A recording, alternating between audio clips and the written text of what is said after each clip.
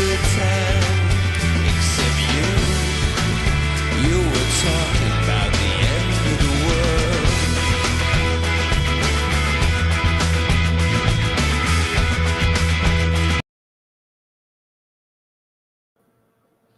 Hello, friends. This is Sam Chaney reporting for Weaponized News. Today's January 9th, 2025. What a beginning of the year that we've had so far. The UN Agenda 2030 marches on. Are these fires in LA to set up a smart city control grid? That's what it looks like. It's what it's really starting to look like. Gross negligence, intentional arson. It's looking bad, man. The fire's still going. They can't get them out. And we'll play a clip of the Duke report. Peter Duke, he put out a show today with George Webb, and his house burned down, his whole family, everybody in his family's house is burned down. Let's pray for Peter Duke there, and he's still putting out information as best he can. He did a show from a hotel room. We'll play a short clip of that where he seems to think he's nailed down the origin of the fire in the Pacific Palisades, at least. And listening to their report is just so maddening, man. It just pisses you off to no end. These politicians, the city waterworks, and all these people, and they're going to all play the blame game, the Spider-Man meme pointing at the other one. And of course, as he pointed out, that the politicians are working for the oligarchs, the city workers are working for the politicians, and they're going to try to say, well, it's the voters' fault. You voted in Karen Bass. BS, man. All these elections are rigged. Nobody's voting for these fools. Maybe the hardcore brainwashed, and we'll get into that on this show. Got a long documentary about MKUltra mind control. Oh, it's going on this day, 1,000-fold to what it was in the 50s and 60s. But to continue to expose that, there's still people saying that's a conspiracy theory. That never even happened. We'll show you a documentary from the 70s, all 100% documented, and it's, like I say, 1,000 times worse today. And so the mind control will continue. But what did he point out in that report? We'll play where he shows the origin of the fire. The reservoir there, bone dry. They can't get water out of it. And I did not know this. George Webb pointed this out during the report, during their show. They couldn't have the air support, the helicopters, the planes that scoop up the water. There was all the planes were grounded. You couldn't fly because Biden was in town there to grandstand with Newsom at a press conference. And Biden didn't bring any federal resources in to help an emergency zone that looks like Gaza. Looks like a freaking war zone. Like they've been blowing the hell out of the place. Maybe aardvarks are going to learn something here. I don't know if they can burn dirt, but and all those buildings in Gaza, there's not much to. But maybe, hey, they'll just torch the whole place next time. You could do that damage in like 2 days. That it's taken them, I don't know, a year and 2 months to do over there in Gaza. Of course, that's even worse over there, right? But it's very similar. The scenes, it looks like literally carpet bombing went on in Pacific Palisades and other parts of LA. And so they had to ground all air support for putting out the fires because Biden's there grandstanding at a press conference with Gavin Newsom and not bringing in any federal resources to actually help in the disaster effort. It's beyond the pale, man. It is beyond the pale here. And it's really looking like it was all intentional. No water in the fire hydrants, no water in the reservoirs to go ahead and burn all these people out and rebuild it, build back better with a UN Agenda 2030 smart city. It's certainly looking like that. I've been searching No official reports of anyone arrested for arson. They're saying that they are investigating arson as a possible cause. I'm sure Newsom and Biden, they'll just say, hey, it was spontaneous combustion, climate change, shut up. You know what I mean? That's where we're at here now. They literally don't represent us. They refuse to even do the basic duties of government at this point. Like, who the hell are these evil bastards? But I feel for Peter Duke and everybody else down there. And I saw left-wingers cheering it on. Those are the rich people. They deserve it. Really? Nobody deserves to have their house burned down like this. So we got that to cover. Officially 46,000 dead in Gaza. I think it's a lot more than that. Of course, our you got the illegitimate court Counteraction Act was passed by the House of Representatives today to go ahead and put sanctions on the ICC. Nice. And then still there's a standoff in South Korea. That's pretty insane. Of course, more money. We reported on it yesterday, but more money out to Ukraine. Of course, they're draining everything, the coffers, as the Biden administration goes out. And then, like I said, that documentary, I'm going to stick around for that. MKUltra mind control documentary from the 70s. Very interesting. Still no word from Simon. I texted him a little bit ago, and still haven't heard back from him. So still under the weather, ill, and I'm getting a message here. What am I lying about? Oh, they left. What am I lying about? Hello? Nothing. Well, you texted me, liar. Because it's all the freaking righties are the ones that are saying it's happy because they're happy that California's burning. Oh, okay. For the dual, my producer in the background here tells me that it's not only left wingers cheering on rich people's houses burning down, it's also right wingers cheering on California burning down, and it's an act of God because we're so hedonistic in California. So okay, so for the fair reporting, it's the left wingers and the right wingers. Just incredible. The scenes out of there are incredible. Okay, let me get to the intro. Oh, sorry about these long intros. This day in history, and we had to go way back here, and I didn't feel like writing it all down, so let me jump around a minute. On January 19th in the year 1349, Black Death Massacre, 700 aardvarks in Basel, Switzerland are burned to death in a specially constructed building on suspicion of poisoning the community during the bubonic plague. Sneaky aardvarks, man.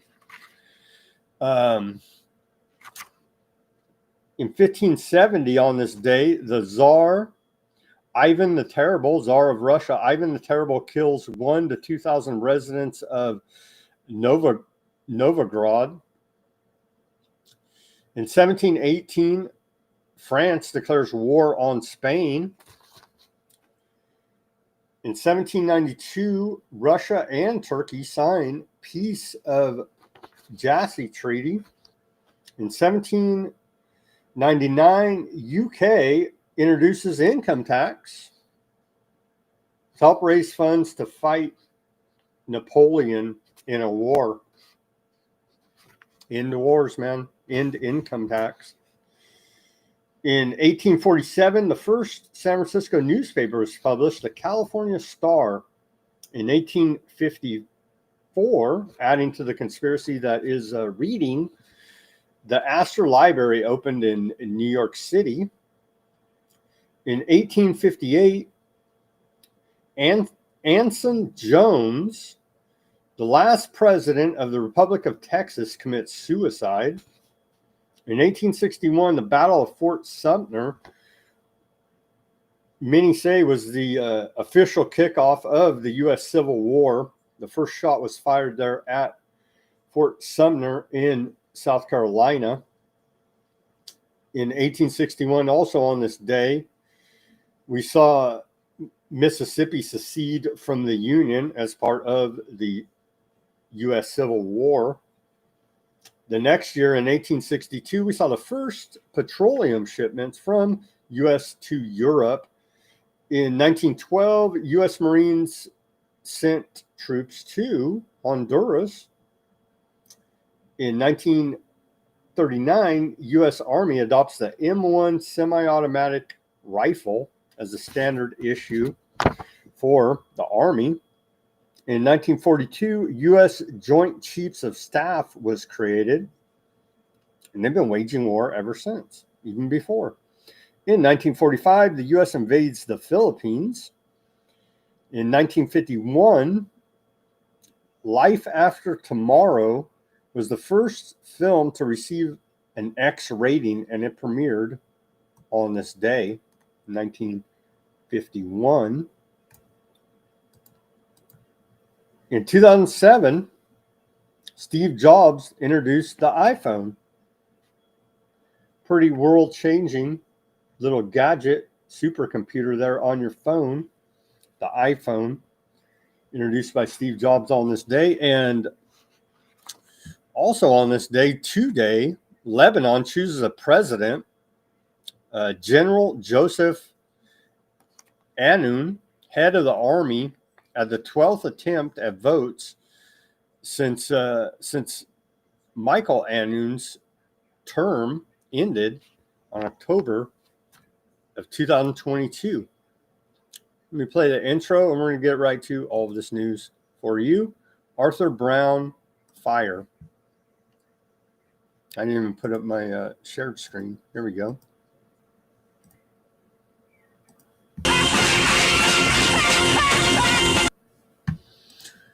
Well, I didn't even realize that old Arthur Brown had the all-seeing eye on his stomach in that video. That's very occultic of him.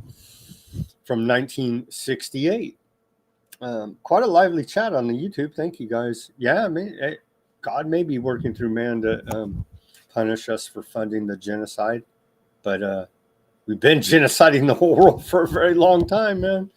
You know? And so it's, yeah, chickens are coming home to roost, as they say. Bird flu, right? And yeah. So to be fair, it's the left and the right flying off the handle. And we should actually be blaming the oligarchs who we got to always ask those questions. Who stands to benefit from this when shady dealings appear to be going on, right? Who's going to benefit from this? Certainly not the people whose houses burned down with no fire insurance.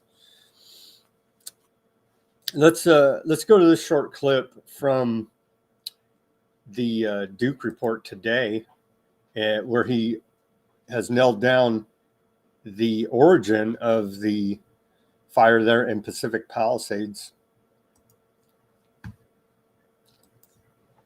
Well, I mean, we don't have a monopoly on tragedy. Okay, so let me see. I'm getting this pulled up here.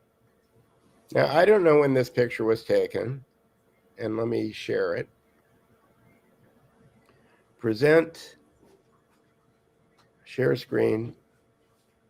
If everybody will bear with me, I'm doing this with no mouse and no monitor. Okay, so this is where my daughter and my ex-wife used to live. I was in this condo yesterday, and I'll get to that story, and I managed to pull a couple of things out. So I don't know if you can see my mouse, probably not. This condo complex is right next to a reservoir, okay? And this pad where it says San Ynez Road on the lower right side of the reservoir is a helicopter landing pad where the helicopters load up with water. What somebody pointed out to me this morning is that this reservoir looks empty. Now, I don't know when this picture was taken. I guess I can click on someplace on the bottom here. Google Map data. It says Airbus 2025. Well, again, I don't know when this was taken. All right, so here's my point. My point is that they had a week. The fire department had a week. Did you see the picture? Did I share it? No, I didn't. We haven't seen the picture yet. Oh, But I've been to your ex-wife's house. Yes. all right. I'm sorry. When I'm talking to the map and you're not seeing it, please interrupt me and let me Yeah. know. I will from now. Yep. I'm looking at. I can see it now. Yep. All right. So you've been, okay. So now I have to switch back to this. So you've actually been there, George. George, you and I had dinner up at this where it says Pacific Coast Pilates there. You and I actually had dinner in this complex. So when I went up there yesterday to grab some things, there were 4 fire engines sitting in this intersection doing nothing. The reason they were doing nothing was because they had no water. Okay, this is going to be the ongoing story that you're going to hear, that the fire department didn't have any water. Okay, so I'm not going to get mad at the firemen. If they don't have water, they don't have water. This housing complex, which is where my daughter, my ex-wife, and my brother lived, is gone. All right, directly across from, it was there yesterday. I ran in, I grabbed a couple of things out of my ex-wife's. I didn't have time to go into my brother's place, and I feel terrible about that. But my ex-wife was honking on the horn because it was looking really sketchy. The fire was coming up the hill, and she didn't want me in the building when it happened. So directly across from this condo complex, which is called was called the Upper Woodies, is a reservoir. Now, I don't know when this picture was taken on this reservoir. It says copyright 2025, but this reservoir looks pretty empty. So what I'm saying is that there was a fire in this area, and I'll show you where that fire started on this map. That fire started right here. On January 1st, it started up, not Michael Lane, it was more like up in this area right here. So January 1st, a fire started here. The fire department put it out in a few hours, okay? The fire that started on the 7th started in the place where Lockman connects with, it started on the exit fire road. So there's another neighborhood here. So here's another fire road right here. And this is where the fire started. The fire started on the escape route. There's only one road in and one road out, and they usually keep this locked with a gate. And this is where the fire started. So I'm thinking these are both arson fires. First and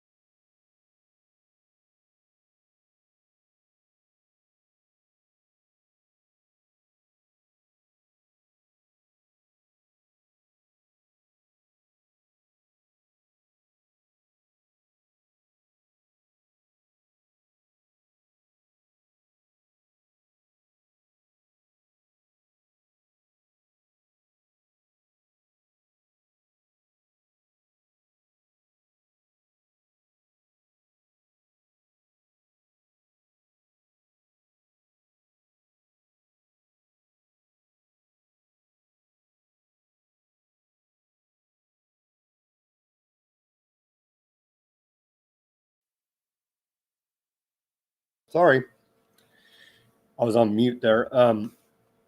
Yeah, I wanted to make sure I covered this, and I wanted to say that that looked a lot like Lahaina, the one-way, one road, right? Very reminds me a lot of Lahaina, all that went on there. But this report, what we could get to about it without being banned, the 8 bombshell findings of Florida's grand jury report on the miracle jabs there. and we'll just blast through this a little bit and get to the conclusion. Premature emergency approval, that was self-evident at the time. Disservice to pregnant women. We reported extensively with whistleblower nurse from Fresno about the, what do they call it? Baby demises, I think is the terminology they used. Off the charts, percentage rise in that. Purely coincidental, right? Nothing to do with the jabs. Failure to complete safety studies. Lack of info on safety signals. Well, it was all right there in VAERS. They just refused to see. Well, myocarditis cover up. They wouldn't do that. Even though a grand jury found that. Government censorship. They didn't censor anybody except for ban me and many others, essentially off the internet for reporting on this stuff. Deceptive advertising. You think? Safe and effective, man. Shut the hell up. Risk versus benefits. What was it? 0.03% was your risk there? Who cares? Take it. Shut up. Okay. So after all that, the grand jury there in Florida figured out that, oh yeah, it's a giant fraud. Who cares? They still don't do anything. Grand jury recommendations, despite declining to file indictments against any individual or entity, the grand jury did offer several recommendations for state and federal officials to take to ensure greater accountability in the miracle jab approval process. Among those at the federal level include suggesting that the FDA reinstate its pre-1997 ban on the direct-to-consumer advertising of therapeutics, the federal government to institute policies implementing the revolving door of private sector employees and lobbyists is in and out of health agencies, and the implementation of rules requiring our saviors, their companies, to publish the anonymized individual patient data with their intended safety, efficacy, and immunogenicity information shortly after the granting of the FDA license. At the state level, the jury recommended Florida lawmakers make it a crime for failure to comply with the statewide grand jury subpoena, allow statewide grand juries to indict the office of the statewide prosecution to prosecute individuals who commit perjury while testifying before the grand jury, and provide pre-swearing discovery period for any statewide grand jury. Well, isn't that good of them? And still no one gets in trouble. And so I wanted to get to that report. Here's more on the, quickly, before we go back to the fire. So now Mark Zuckerberg on Facebook, he's now known as Zuck, and he's rebranded himself. And Meta is now a right-wing outlet, apparently. And so MAGA can cheer that on and bash left-wing all day. And we'll keep that whole dialectic going on Meta. And so that will be very fun for the right-wingers, all of Trump administration. You can bash the hell, and there's all these stupid things. You can now bash all these different left-wing deals, and so that'll keep everybody busy on the Meta, on the Facebook, and keep us distracted. And that's what it's all good for now, isn't it? Jimmy Carter had his funeral today, and wouldn't you know, this is part of the show. Let's show. I thought Trump was Hitler. Well, apparently, him and Obama are good buddies now again. Let's take a look at this video. Okay, I couldn't see it from the angle I was at. Obama and Trump sitting next to each other, talking to each other there. But President Obama did say hello to Marilyn Quayle and former Vice President Dan Quayle. Wow, that's such an image there. That is an image. It's I mean, good, you though. don't Good see image. for it's always striking whenever you see any of these people who were political opponents. Although Obama and Trump never ran against each other. And so you had all the crew of war criminals there. And yeah, it's really disgusting. Shows you it literally is all theater. They call each other every name in the book and then turn around and smile. Really? Yeah, really. Here's here's a shot of Kamala there. And so they hated each other's guts and turned the country upside down for the presidential election.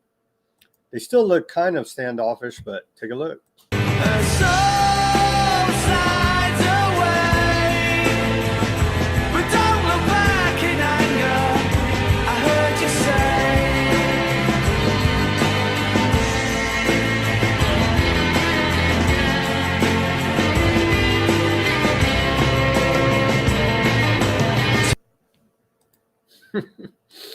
Trump's happier than Obama, maybe. And of course, they all fell asleep there. Biden and Bush.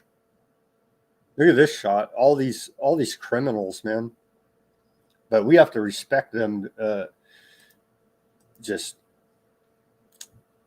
Clinton, the Clintons, Al Gore, pay your carbon tax. Mr. Trader Pence there. Baby Bush, both him and his wife falling asleep there. Biden falling asleep. We're very enthralled by the ceremony, as you can tell.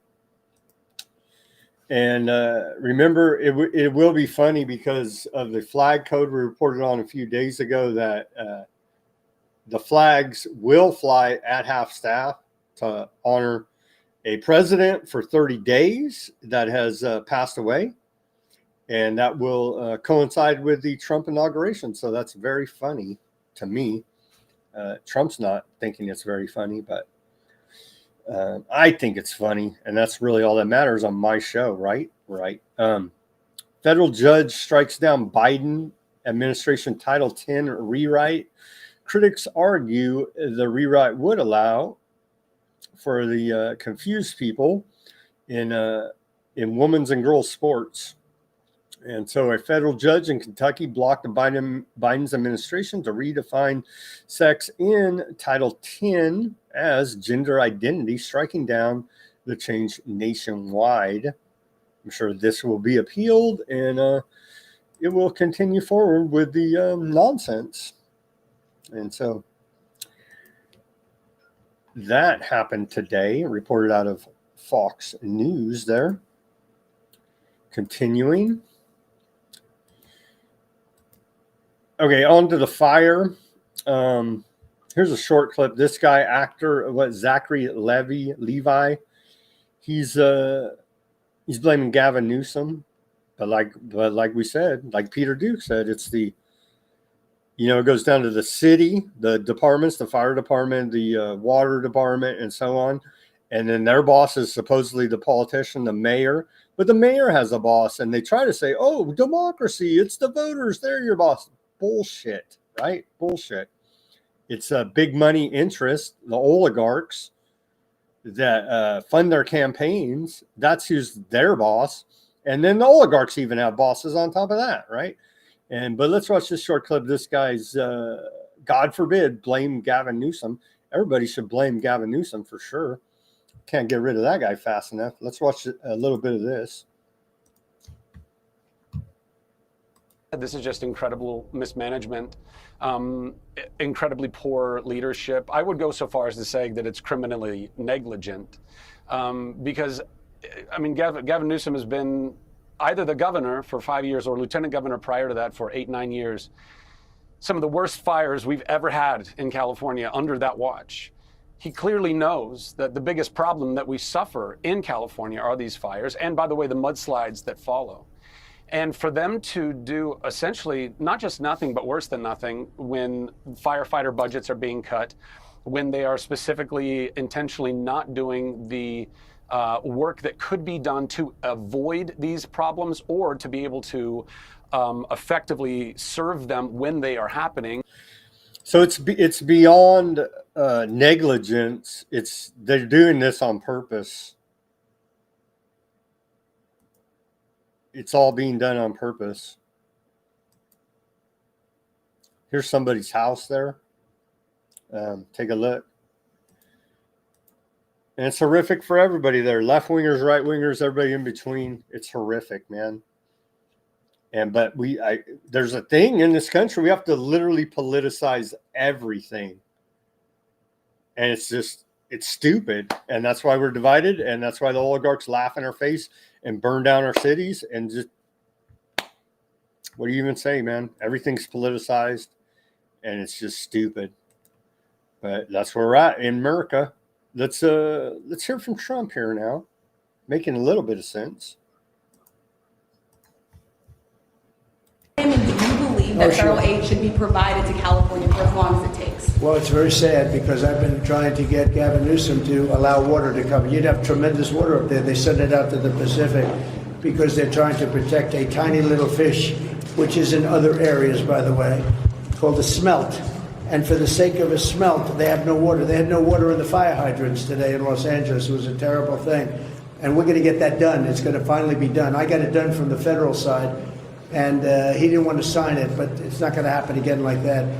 There's no reason. Can you imagine? You have farmers that don't have any water in California. They have plenty of water. They don't have a drought. They send it out to the Pacific, and it's crazy. So what's happening in California is a true tragedy.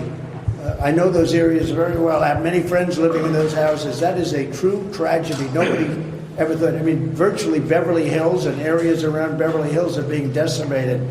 The biggest homes, some of the most valuable homes in the world are just destroyed. So he's conflating the two issues there. The Delta Smelt is up north at Sacramento and American Rivers, and they do dump it out into the Delta there. But I don't think that the Delta Smelt had to do with the empty fire hydrants there in LA. I think they just simply didn't allow the reservoirs to be refilled, and that's a different water source. But that is a major issue. Been the major issue for many years. It's not a natural, because they declared the Delta Smelt an endangered species, and it's not even naturally born to that area. It was put in there, and then they said, well, it's endangered, and so now we have to keep the water flowing and not allocate it to the farmers, and on it goes. But yeah, so that is true halfway what he said, but he's conflating the two different issues. Here's some horrific video. Let's take a look. Right out of a war zone.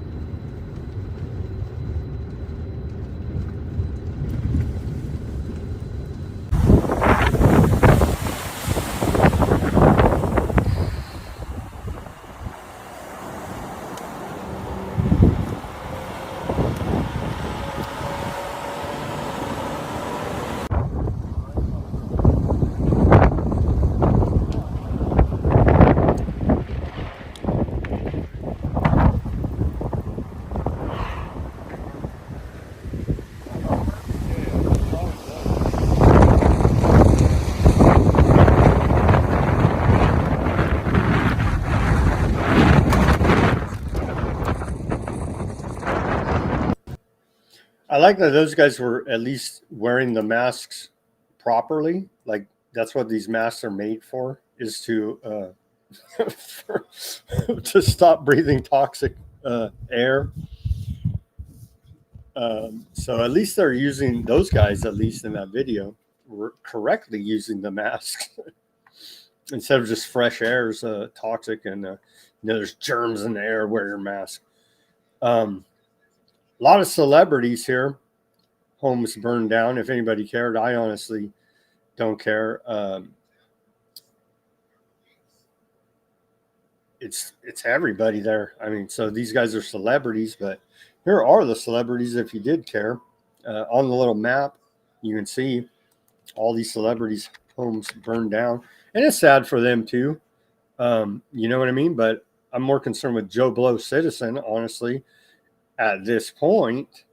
But all these celebrities' homes right here are very near in that area, and it's, I don't know what the percentage of containment is, but it continues to spread, and more fires just keep popping up, and it's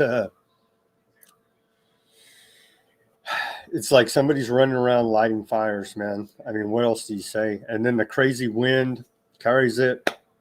California fires update.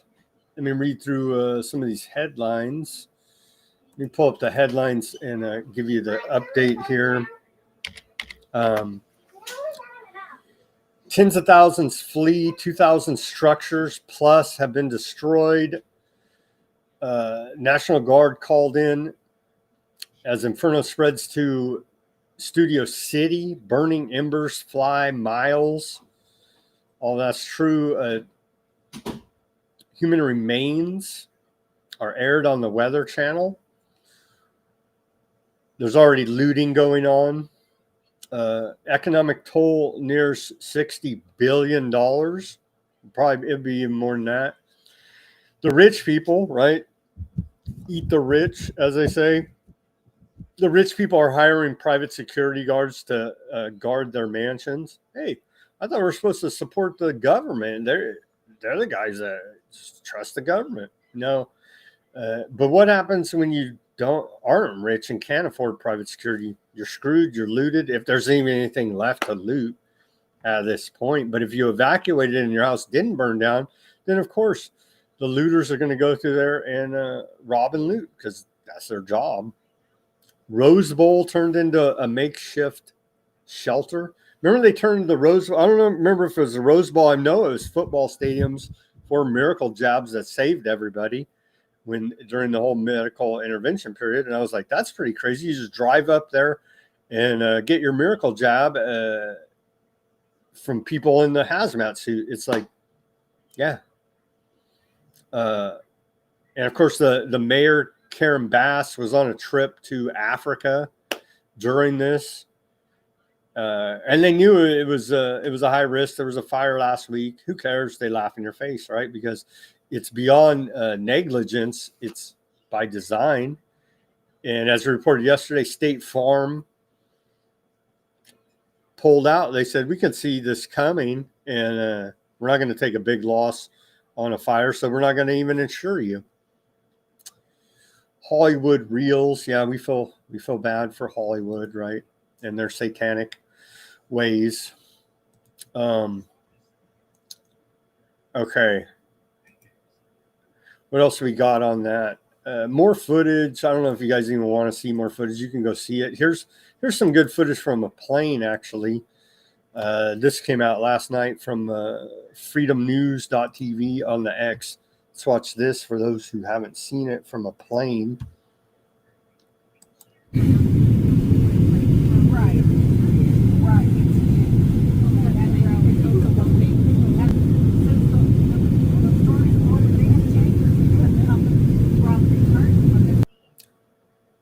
Hey, thank you, Barry. Thanks for giving me thumbs up on all the feeds. Appreciate it. Di says, for California, Biden was in the scene within days. For other places that had disasters, he did not go. Same places. Some places are favored. Yeah. It appears so, doesn't it? But him coming actually hindered the firefighting effort. So was that part of it too? Are they this stupid? They know that they're going to shut down air traffic when the president's in town. So he actually hindered efforts as part of making it as bad as they possibly could. Here's some more video. This is from the Duke Report video on the ground there, showing you the devastation. Let's take a look at this report.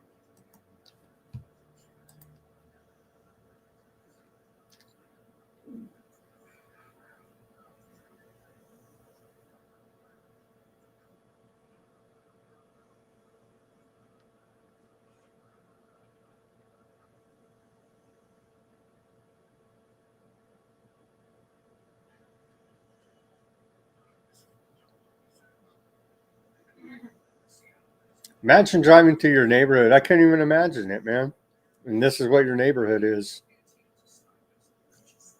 And so you got it, Agenda 2030, right? You got to get people off the land, put them in these 15-minute smart cities, make this a nature conservancy, and only the oligarchs are allowed to go there. And it definitely looks like this is UN Agenda 2030 playing out in real time. They only got 5 years, right? And so it definitely looks like this is part of it. Same thing we saw in Lahaina. Get the people, and same thing in North Carolina, Tennessee, that whole area. You had the mountain folks up there. Hey, we got to get them off the land because it needs to be rewilded for nature only and for the oligarchs to be able to enjoy. And everybody else needs to go be a slave in the 15-minute cities. And it looks like we're actually seeing this play out. You wondered how they would get people off the land? Well, they would burn them out, and they would rain them out and flood them out. And they have their ways. And you will leave whether you want to or not, or die there.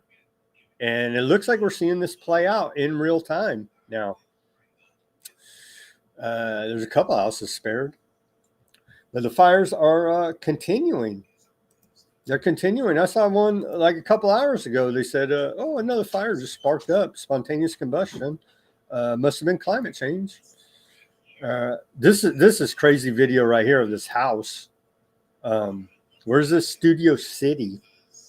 Take a look at this.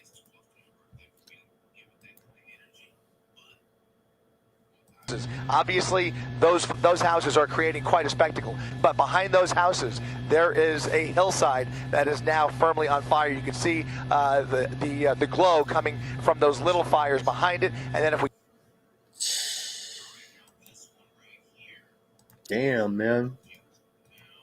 The worst fire ever in LA. So we go through this. Some of these are from yesterday. Of course, Karen Bass, the mayor of LA, and Newsom with a photo op here. And so they're saving us. They're saving us. They're the good guys. We're garbage.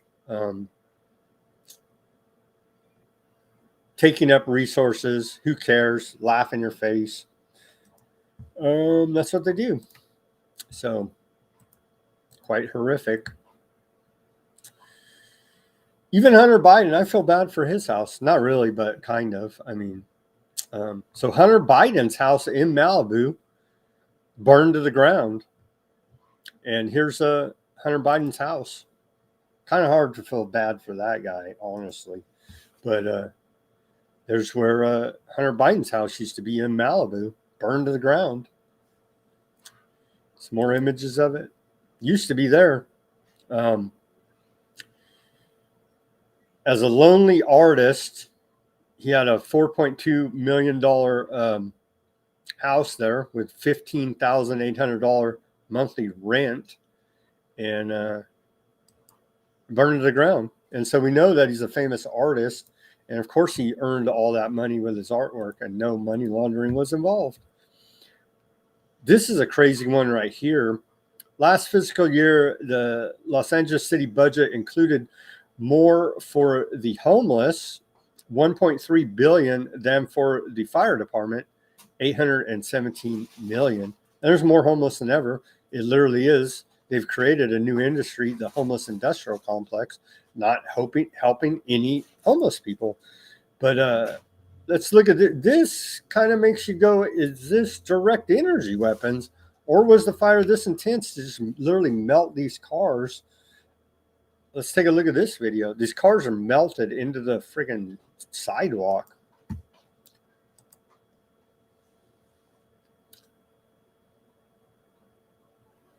You know what I'm saying? I guess the fire could get this hot, but why is that tree? What?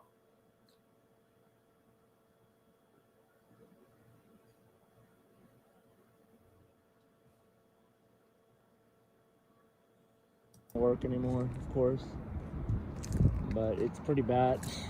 You know, I don't even have a mask, but shit, I think I'm just gonna. Yeah, it's pretty bad. Yeah, wear a mask in this situation for sure.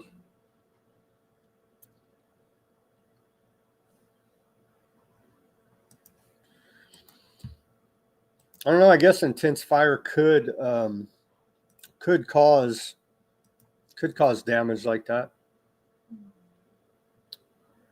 There's a lot of videos of it, man. A lot. Arson is a real possibility. Elon Musk had said on X, and of course, it's a real possibility. And they're calling it a theory. Well, how the hell did these fires start? Spontaneous combustion in the winter? It wasn't hot. I guess it was like 70 degrees in LA. That's what it's famous for, the great weather. Here's some drone footage that it looks like Gaza here. Like it got carpet bombed.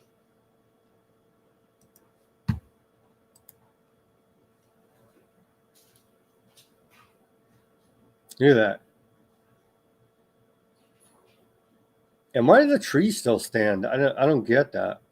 Maybe because they're green, alive, and didn't get hot enough to burn the trees.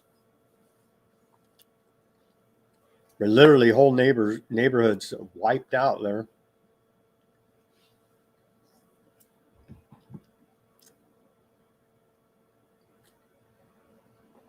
Striking footage of the aftermath.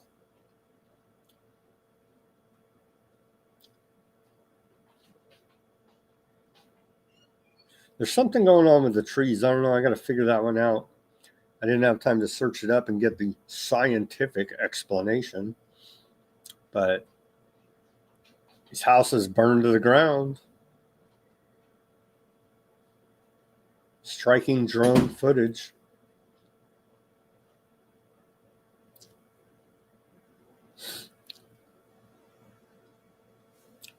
Quite a sight there. And then, of course, my thumbnail I made for the show. Let me pull that up so we could see the comparison.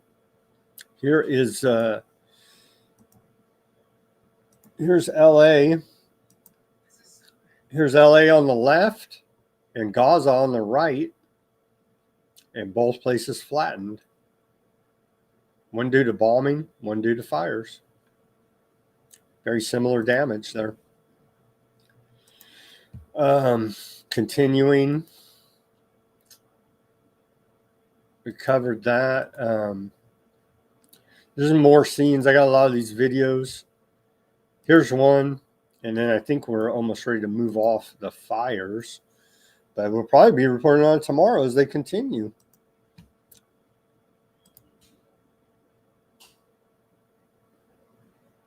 That's quite a scene.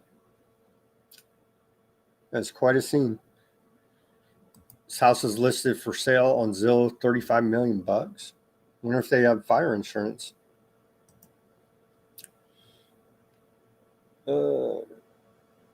Adam says, well, we'll just put it on the screen here. Can you imagine how high you would get standing next to Hunter Biden's birthday? All of his drug stash went up in flames there. Yeah. The firefighters had to have extra filters on their masks to not be loaded out of their mind with all the drugs that burned up at Hunter Biden's house. Barry says, anybody backing any government at this point after the years and decades of proof of the scam is an idiot. Not sorry for saying it. Don't feel sorry. Yeah, they're facing cognitive dissonance. They're under mind control, right? I mean, yeah. There's something seriously wrong if you support any government at this point after all the abuse that we're taking here now.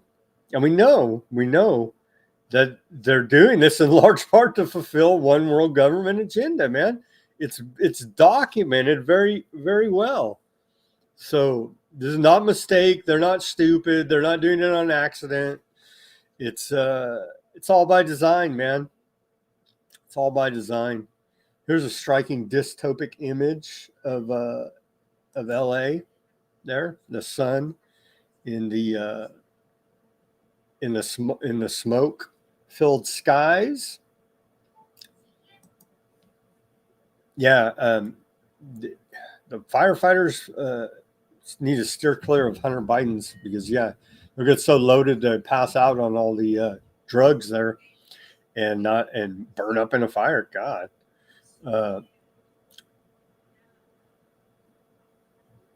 More. This is quite horrific. Saving the horses. You guys want to see that? We'll play a little bit of this. Trying to save the animals.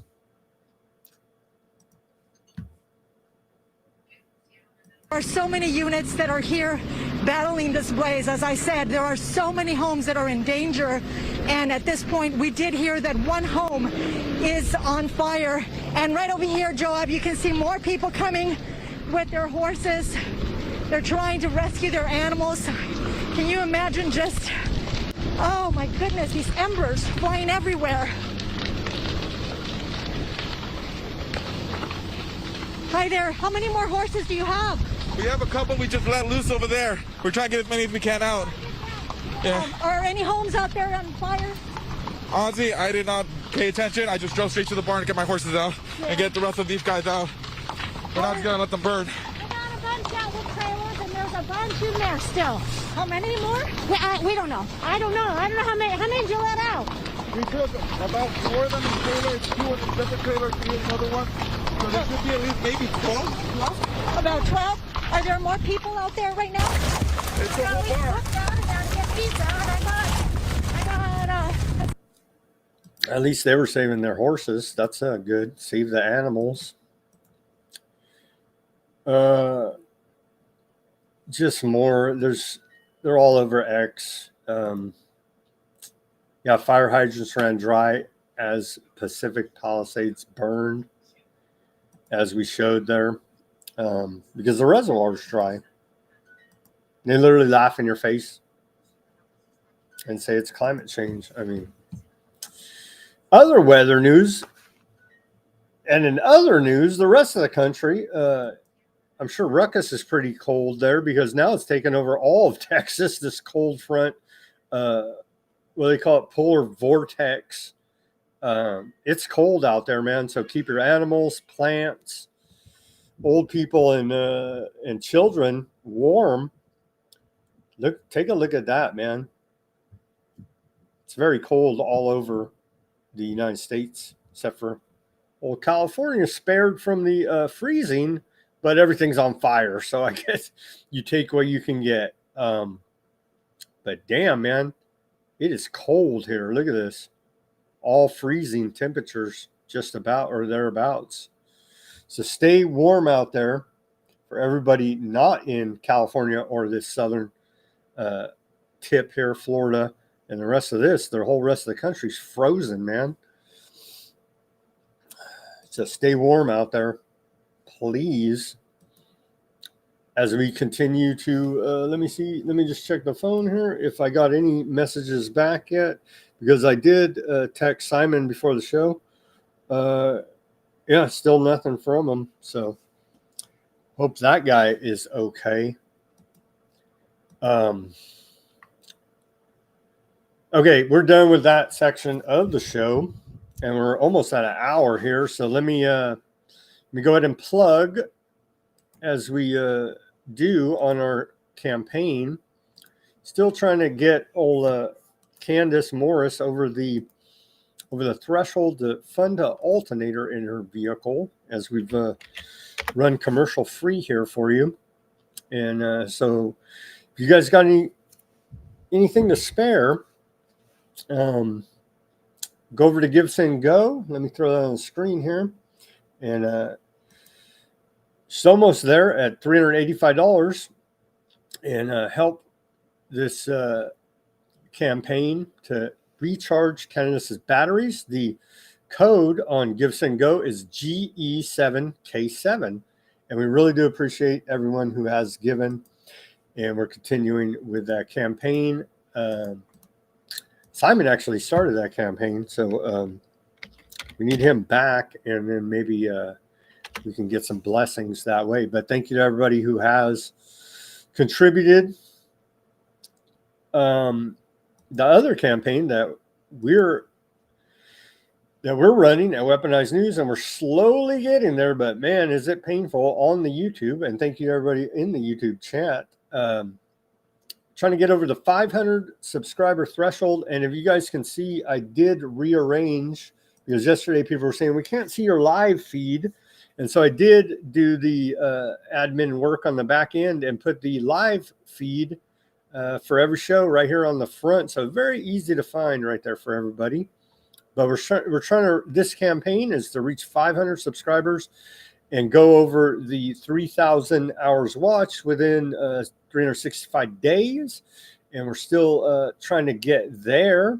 And you scroll all the way to the bottom, the playlists, and push the documentaries and let it play, and give us those hours watched and get educated about the new world order from the Russian and Chinese perspective, and the new Russian and nuclear doctrines as they NATO and America and Ukraine continue to provoke Russia.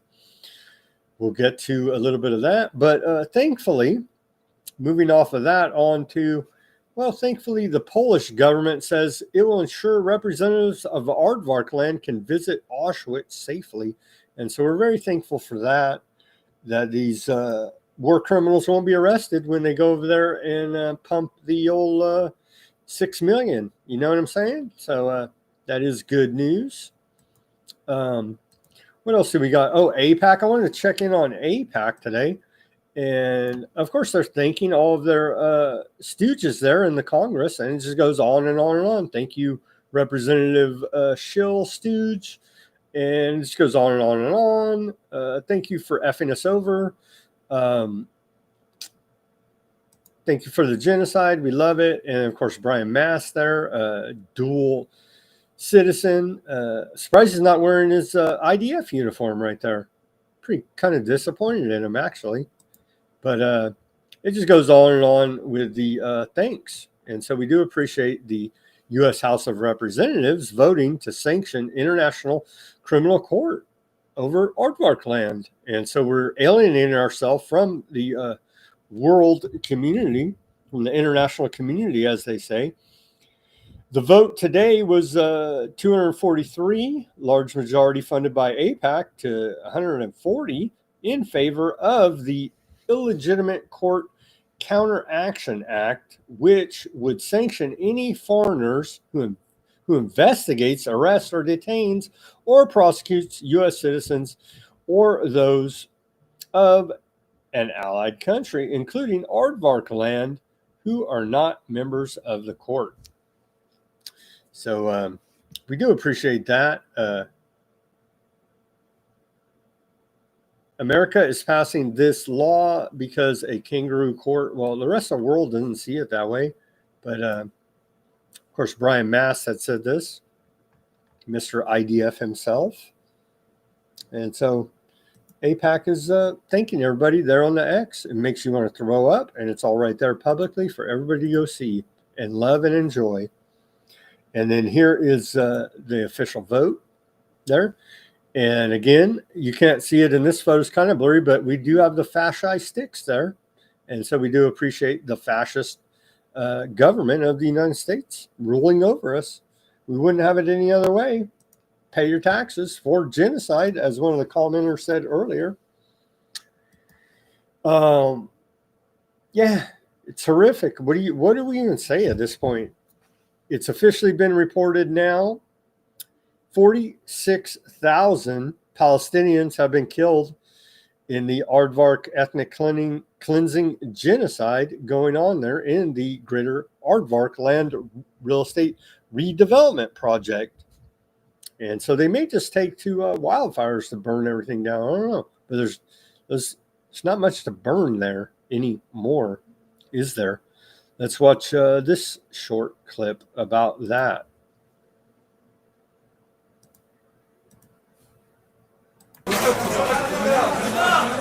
Outside the Al-Aqsa Martyrs Hospital, another funeral. This time for 5 people killed in Israeli airstrikes in Deir al-Balah, including 2 babies. 4 babies have been killed in the last 24 hours across the Gaza Strip. The latest funeral came as Gaza's health ministry updated its running death toll, saying the total had passed 46,000 people. It also said that women and children account for over half of the fatalities, and that more than 109,000 had been wounded. It did not say how many of those killed were fighters or civilians. Meanwhile, the Israeli military says it has killed over 17,000 militants, but it did not provide evidence for this claim. It blames Hamas for the deaths of civilians, saying their militants operate in residential areas, but has repeatedly struck shelters and hospitals, often killing women and children. The war began when Hamas-led militants stormed into Israel on October 7th, 2023, killing some 1,200 people, mostly civilians, and abducting around 250. It has flattened large areas of Gaza and displaced around 90% of its 2.3 million people, with many forced to flee multiple times.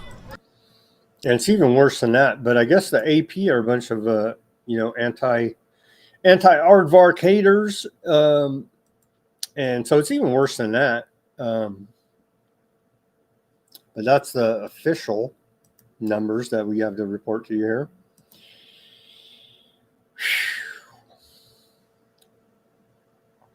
Quite horrific.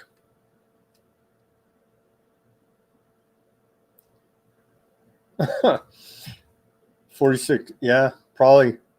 This is probably more truth than we know. 46,000 will be men and women and children. The males moved to London. Hey, can the good people of the U.S. Of the USA should sue the government for mismanagement of their taxes and for funding the genocide? The genocide here is continuing with the miracle jobs, for God's sake. We funded all that with our tax money too. So there is no depopulation, no part of the global depopulation agenda that we don't love funding here in America. You know what I'm saying? And good luck suing the federal government. Good luck with that. It's a great idea and does sound noble and virtuous, but I just don't see it going anywhere, honestly. South Korea's Yoon to accept court decision, even if it ends his presidency, lawyer said. And so that standoff, as far as I can tell, is continuing into today. And we played that report yesterday. He's like barricaded in his residence there with private security, and there's protesters on both sides fighting about it. It's insane what is going on there in South Korea.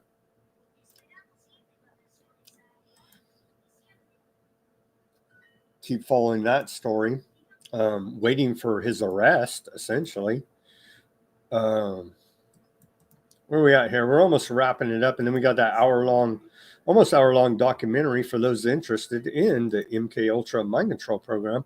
We're checking in on our guys here, and then to Ukraine now, the other major war going on. Thankfully, Lloyd Austin met with, it was his final meeting. We're very sad for that. But showing you he's working directly with the military-industrial complex to go ahead and kill as many people as they can and profit off of it. And so we do love our war profiteers, but he put out this post on his X account today. He said, well, I'll put it on the screen for you. He said, today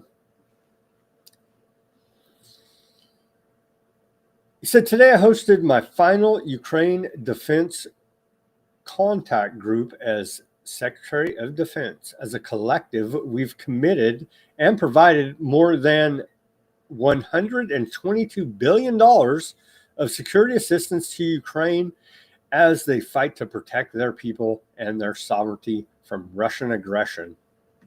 And so we do appreciate the efforts there to keep that war going as long as they possibly can and basically wipe out a couple generations of Ukrainians And I don't even know how many Russians have been killed. You can't trust any of their numbers.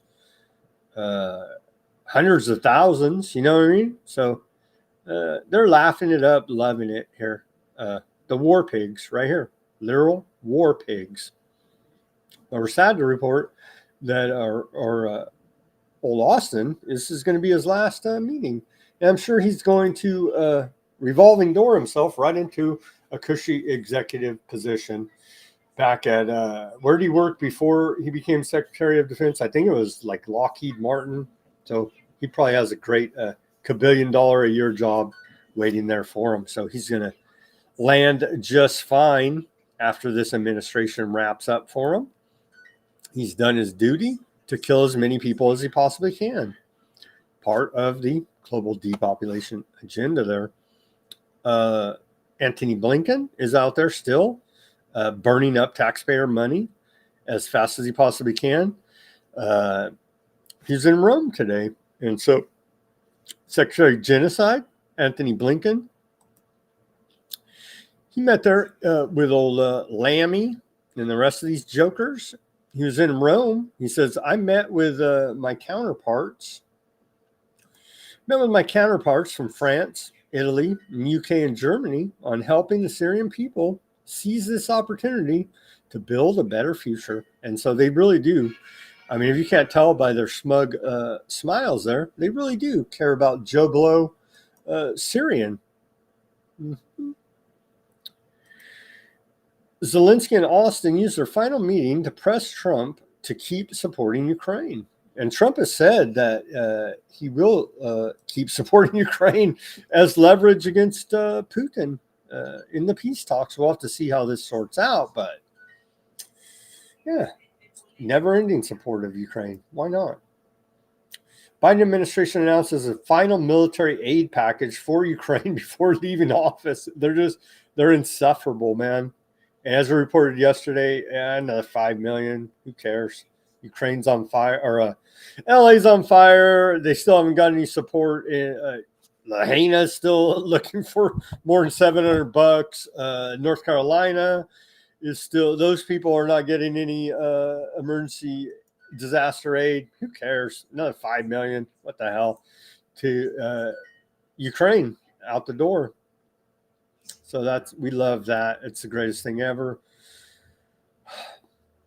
Ukraine says, according to Reuters, Russia dropped over 51,000 guided bombs since the start of the war. I don't believe any of the data, any of the numbers they say, but that is a lot of bombs. To put it in that context. So, but we're still waiting. I haven't seen it. Maybe it's already happened. I'm not the big geopolitical guy as Simon is. That's why we need him back here to inform us about the world. But I think we're still waiting for that challenge from Russia. I think it probably would have made news. I would have saw it where he said that he will name the day and give NATO and the U.S. and Ukraine a day's warning and go ahead and demonstrate the power of the Russian Hazel missile at the place of his choosing and go ahead and try to stop it. And so we're still waiting to see that demonstration. UN accuses Russia of waging war of attrition against Ukraine. Voice of America tells us. And I think that's all we have for you today. Build a better future for supplying arms for Aardvark's future in Gaza for who? Well, I think it was saying Syria, but for the war profiteers, of course, is who's going to have a better future. Definitely not Joe Blow, Gazan, Syrian, or any Joe Blow citizen around the world. It's for the oligarchs and the war profiteers who will have a better future. Hello. Thank you for tuning in here. Hand pink waving. Hello, everyone. Hand pink waving. I don't know what that means, but welcome, Anna. Please, everyone, give a thumbs up. Yeah, thank you. I don't even know what good the likes are or whatever, but thank you guys for tuning in today. And let's pray for Simon. We still haven't heard back from him. Hopefully we hear back from him soon. And yes, Barry, he is very ill. He he had the last message I got. He said, "I'm very ill. I can't do the show. I have to go lay down." And I haven't heard from him in like 4 days now.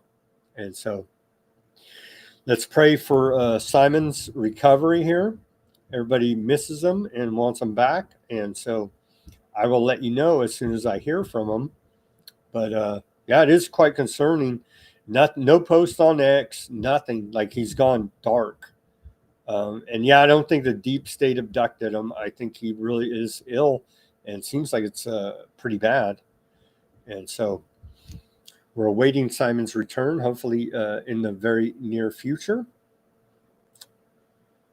4 days is a long time now. Yeah, it is, for no contact. Okay, let me go to the channels, and then we'll give you that hour-long MKUltra mind control documentary. Over to the Odyssey channel. Barry, Bob, I see you guys chatting it up. Magus, thank you guys for tuning in there. We do appreciate it on the Odyssey. And by the way, I wasn't able to upload yesterday. Yesterday was like a marathon, like 3 hours something live stream. And I think it was too big because what's it called? Odyssey wouldn't let me upload it. So I'm going to try to compress the data and upload yesterday's show for those interested.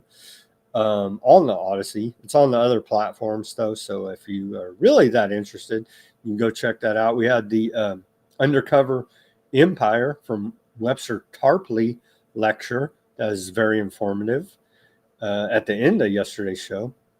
So that's there for your viewing pleasure. On all the other platforms, I think for Odyssey, and Odyssey does still have a lot of glitches, but they do what they can. So thank you for tuning in on Odyssey and everybody in the chat there. We're over to the Rumble now.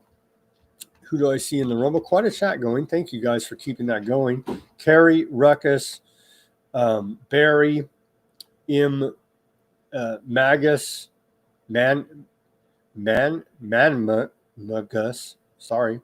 Magmus. Thank you guys for chatting it up there, keeping it quite lively. See if I can pull out any insurance companies are all leaving California. Yeah, they are. They won't insure anyone anymore. It costs them $500 billion. Yeah. So what do you even do? I mean, it's like you can't, if you can't insure the property that you're getting a loan on, they're not going to securitize the loan. So I guess everything's just going to be rewild for the oligarchs and the deer here. And that's the way, just Agenda 2030 entire California. We're getting there, man. We are getting there. Yeah, Simon's really is sick, Barry.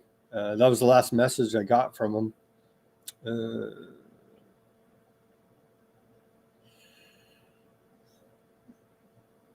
Terry says, my hospital didn't notify my emergency contact or physicians. Maybe negligence, maybe on purpose, man. The world has lost their minds, man.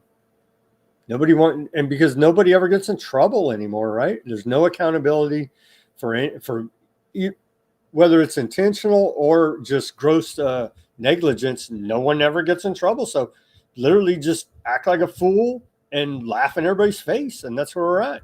Idiocracy, clown world. It's scary, man. It's scary. So you got to, have situational awareness, keep your head on a pivot, and just be aware that this is what we're facing is idiocracy, clown world. Literally no one cares in positions of power and authority that we used to have faith. And it's all by design to totally destroy faith in all institutions and bring in the Great Reset. And why would you have faith in any of these institutions? They've failed us continuously here now, especially in the last 5 years. And so they're getting exactly what they want. And so we're pretty much on our own. And so prepare and be aware that that's the state of the world, sad to say. Thank you guys for tuning in on the Rumble. Over to the old Rockfin. No chat going on. A few people. Thank you guys for tuning in on the Rockfin platform. The BitChute, again, I say it every day, but someday we'll have a live chat feature there. Maybe, possibly. There are some people tuning in there. Thank you guys for tuning in on the BitChute platform. The Facebook, it's Zuck now, and it's uncensored, and you can spend all your time there fighting Democrats, and so that will be great fun. This is what I'm talking about on the old Facebook. Yesterday's show, we got 161 views on Facebook, and then like the day before, 23. It's just like so erratic, sporadic. They choose what to throttle on a day-by-day basis, it seems. It's just bizarre behavior over there on the Facebook, but we're there. And thank you to everybody who is tuning in on the Facebook. No comments that I could see. But we will continue broadcasting there as long as they'll have us on the new, more friendly Zuck right-wing Facebook. Bash all your Democrat friends and be distracted by that. Okay, so I think that's all the channels to go over. And then, of course, thank you guys all for the tuning in on the YouTubes and the lively chat there. We do appreciate that. No accountability whatsoever for anybody, literally. They just cite PrEP Act, right, for the whole medical intervention and for all the wrongdoings that went on, a blanket immunity, it seems. And so expect it to continue with the next public health emergency that is waiting in the wings. We're under bird flu emergency here in California.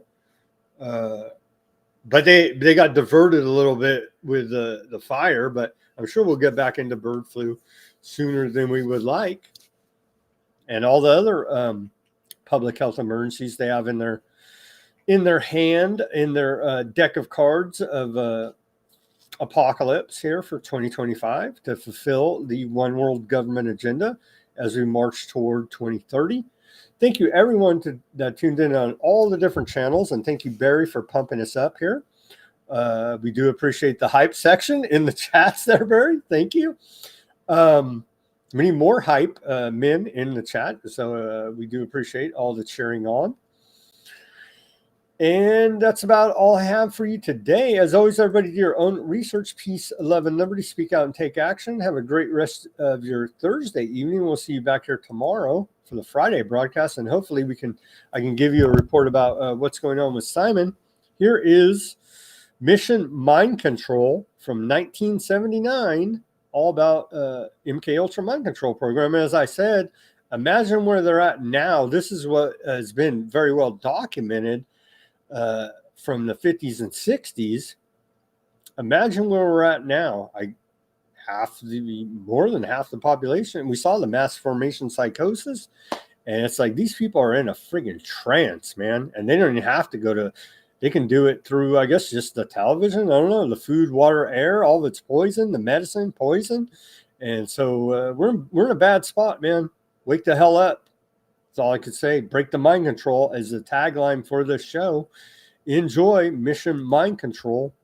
I'll see you guys all here tomorrow. Thank you, everybody, for tuning in. I truly do appreciate it.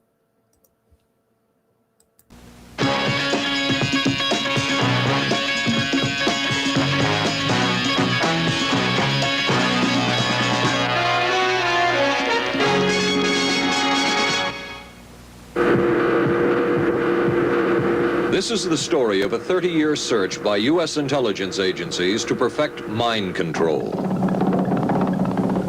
Some of those engaged in that search have agreed to talk about it for the first time.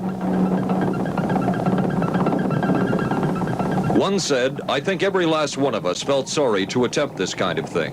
We knew we were crossing the line." The search would be endless. From brothels, an agent says, we learned a lot about human nature in the bedroom, to the mystical rites of a magical mushroom ceremony performed by an Indian shaman, to a Spanish bull ring. The bull has had electrodes implanted in the brain and is controlled by a scientist. There would be victims.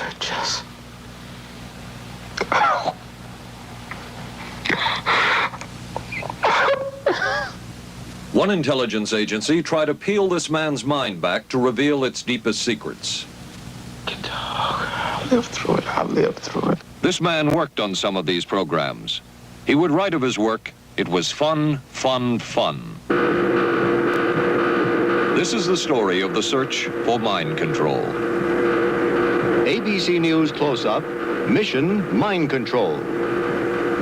With ABC News correspondent, Paul Altmaier. Flight 217, now boarding at Mark? Anne. It's been ages. Can I buy you? Allow me. 2 Michelob Lights. Michelob makes a light beer? Perfect. The good taste of Michelob Light. Don't just compare it to other light beers. Compare it to your regular beer. It's that good. You always did go first class. Your ticket to San Francisco. Thank you. San Francisco? You too? Good taste runs in the family. Mrs. Cooper, I need help. With all these different dog foods, I don't know what kind to feed him. Dry, soft. Honey, it's not the form, it's the formula. Those are for any dog, young, old, whatever. But Cycle 2 dog food is especially for dogs ages 1 to 7, like mine. The Cycle 2 formula has just what dogs in their active years need to help stay healthy. And happy. With Cycle, I know what to feed him. Now get Cycle 2 in 25-pound bags. We are not professing to tell you the complete story of these activities. We are professing to tell you the complete story that we know. Right. But these records that we've uncovered don't tell the story. They tell pieces of it. This is a story that has been told in bits and pieces. This is an attempt to pull most of it together. We know we don't have the full story. We do, however, have some striking new revelations and insights. The story begins here, just off the nation's front yard, the Mall. The buildings behind me were the headquarters for the World War II Office of Strategic Services. It was here that the first halting steps toward mind control began. The shaper and molder of OSS was General Wild Bill Donovan. He said of his group's work, "We may have made mistakes, but we were not afraid to try things that were never done before." In this anything-goes atmosphere, Donovan appointed this man, Stanley Lovell, a Boston industrialist, to break new ground in many scientific and technical fields. Donovan called Lovell his Dr. Moriarty, after the fiendish professor in Sherlock Holmes. Lovell liked the name and posed for this Saturday Evening Post photo. He later wrote of his OSS job that it was, quote, to stimulate the PEC's bad boy beneath the surface of every American scientist and to say to him, throw all of your normal law-abiding concepts out of the window. Here's a chance to raise merry hell. It was in this atmosphere that the search for mind control began. This bizarre man would be an active participant in that search over the next 2 decades. His name is George White, an OSS captain who had formerly been with the Bureau of Narcotics. In his diary, seen here publicly for the first time, White left a legacy of the darker side of American intelligence work. He received his early OSS training at the British-run school at Oshawa, Canada, the same school where Ian Fleming, the creator of James Bond, was trained. White referred to the school in his diaries as the Oshawa School of Mayhem and Murder. Mike Burke, former OSS colleague of White's and now president of Madison Square Garden Center. Very compelling fellow, mysterious fellow, almost mystical fellow. He was fascinating because you knew something about him, but not enough about him to really get a fix on him. He also knew a great deal about the swifter elements of society, the gamier side of life, and he was very impressive in his technical knowledge of the underworld, so to speak. He said one of our men gets beat up. He says you have to act real fast and teach these guys a lesson. Charles Siragusa, a former narcotics officer and friend of White's. He'll come around, he says, and break your kneecaps. And with that, one guy laughed, and George would always have a little Billy with him. And this one guy saw us naked. George White turned around and whapped him across the neck with it. Then he picked up a pool stick and started beating everybody up. He made his point. And he made his point. George White was not a man of understatement or subtleties. His boss at OSS, Stanley Lovell, referred to him as deadly and dedicated. In this note from White's diaries, it says, call Lovell regarding TD. TD was a rather transparent cover for Truth Drug. George White worked with the Truth Drug Committee here at St. Elizabeth's Hospital in the nation's capital. They experimented with mescaline, scopolamine, and marijuana on unwitting victims. The committee soon learned there was no easy panacea, no truth drug at this stage. But White and later colleagues would not stop trying. The goal remained the same. As this 1952 CIA memo says, the aim is controlling an individual to the point where he will do our bidding against his will, and even against such fundamental laws of nature as self-preservation. But it was a discovery here in Basel, Switzerland, at Sandoz Laboratories by Dr. Albert Hoffman that led the intelligence agencies of America to believe that they had found the panacea.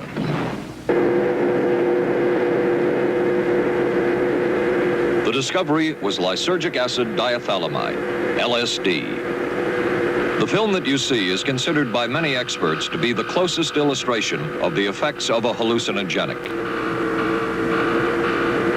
It was one of the first times that anybody had run into a powerful drug that was different than anything else that they knew anything about. John Gittinger, recently retired chief psychologist for the CIA. This is the first time Gittinger has been interviewed publicly. We could disable a whole city by putting a very small amount in a water supply. After all of these years of us, those of us who are involved in looking for this secret drug, this was the only thing that began to look for the first time like it might be something like that. The CIA's interest in LSD was intense. The worry was that the Russians would get hold of it. Were the Soviets into LSD? I'm going to have to say I'm sure they were, but if you ask me to prove it, I've never seen any direct proof of it. But at one point, intelligence information received from Switzerland said that Sandoz Laboratories was about to put 100 million doses of LSD on the open market. And it caused enough concern within the agency that the United States was prepared to buy the entire supply. However, a slight mistake had been made. The mistake is made public for the first time. I just found out on a new CIA document that there were no such large quantities of LSD on the market. Joan Marks has filed numerous Freedom of Information suits against the CIA and has unearthed much new material. He is the author of The Search for the Manchurian Candidate, a history of intelligence agency work with mind control. He is a consultant for this report. What happened is that there was a military attaché in Switzerland, an American officer, who got milligrams and kilograms mixed up. In other words, he made a mistake of thinking 1/1000th of a gram was the same as 1,000 grams, which is a mistake of 1,000,000 times. So when the CIA got the intelligence that there were 100 million doses on the market, in fact, there were 100 doses. The man who would oversee the CIA's research into drugs and most of the agency's behavior programs is this man, Dr. Sidney Gottlieb, a chemist. Dr. Gottlieb declined ABC News' request for an interview. In their never-ending search for the miracle weapon, CIA operatives searched here in the remote mountain areas of southern Mexico for what up to then had been considered a myth, magic mushrooms. They used this man, a part-time chemist for the CIA, to dupe this man, a vice president of a bank and an amateur mycologist or mushroom expert, to try to get to the magic mushrooms and turn them into a drug. But it would be the amateur, R. Gordon Wasson and his colleagues, who would win the race and develop the drug psilocybin from the magic mushrooms. We went into the Mazatec area, far from the highways, remote from Mexico City. There we found that rotten bagasse, as it's called, bagasso, covered with mushrooms. These mushrooms I didn't know, had never seen. They were the sacred mushrooms. Wasson would also discover and record the ancient mystical rites of the mushrooms from a local shaman or magical priestess, Maria Sabina. And we were seeing incredible sights. They would go slowly or they would go fast as I ordained.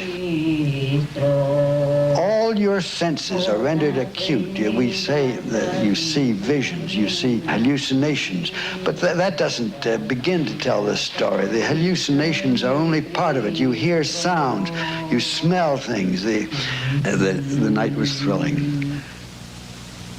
Word of Wasson's discovery reached the CIA quickly.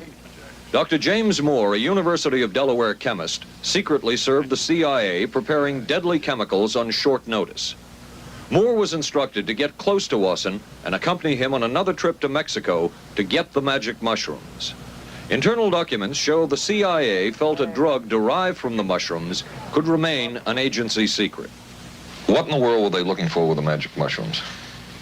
I think the best answer to that is that they were looking for fundamental information on compounds that would be capable of causing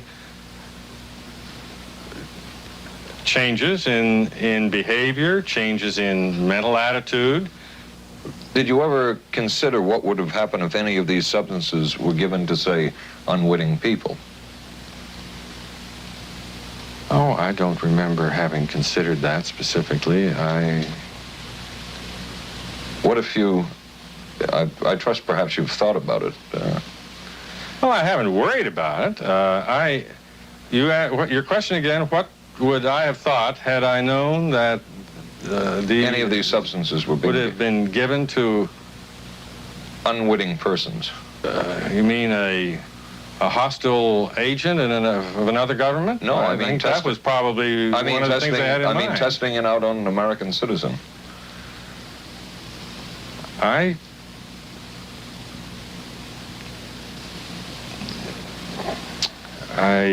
guess I must seem very, very cold-blooded about this, but I don't recall ever having been very much preoccupied with that issue. But many drugs were tested in this way.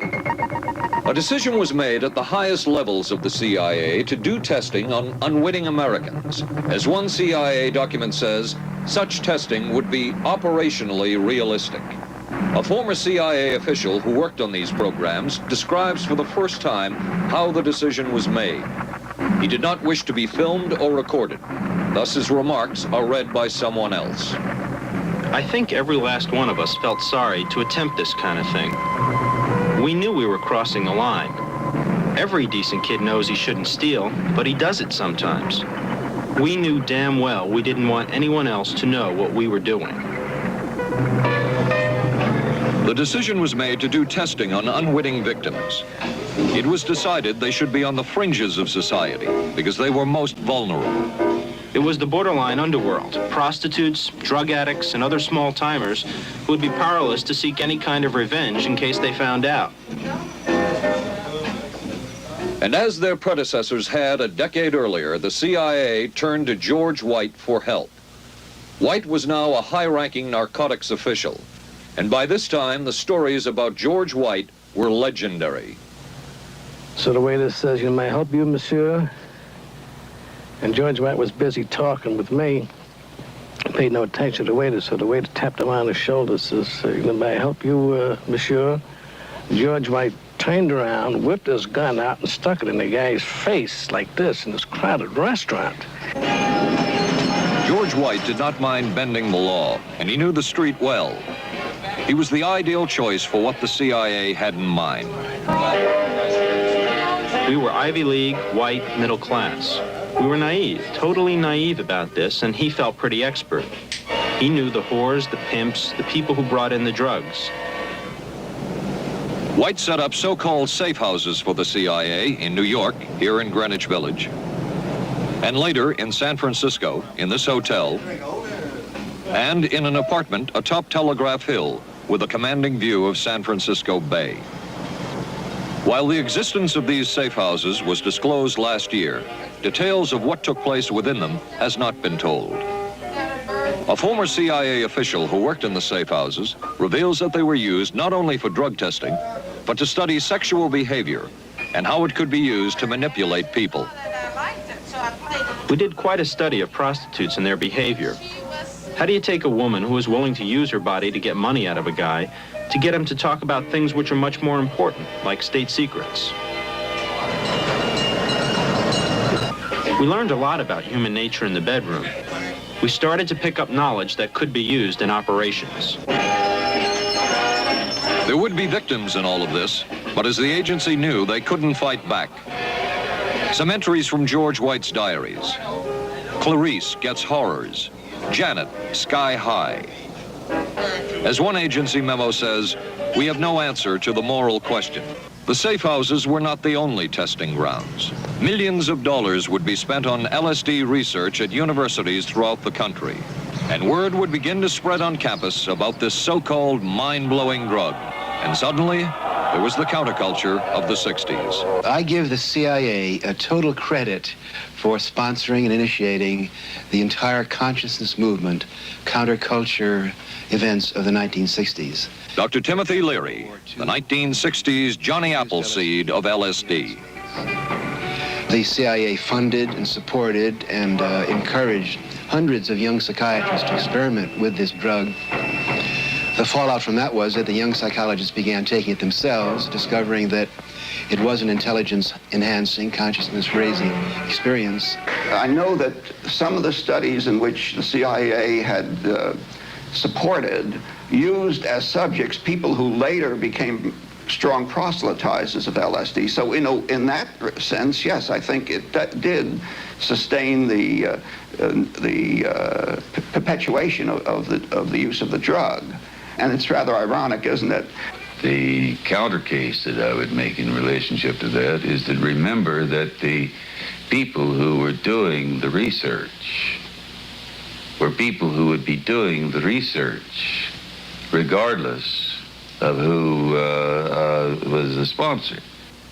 I don't think anybody working in that time in the remotest ever thought that it would blow up into the kind of thing that it did.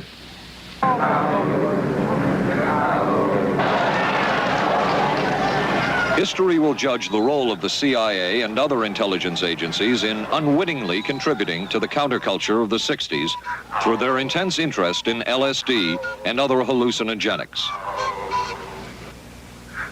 But for the moment at least, the argument can be made that the CIA helped usher in the age of Aquarius.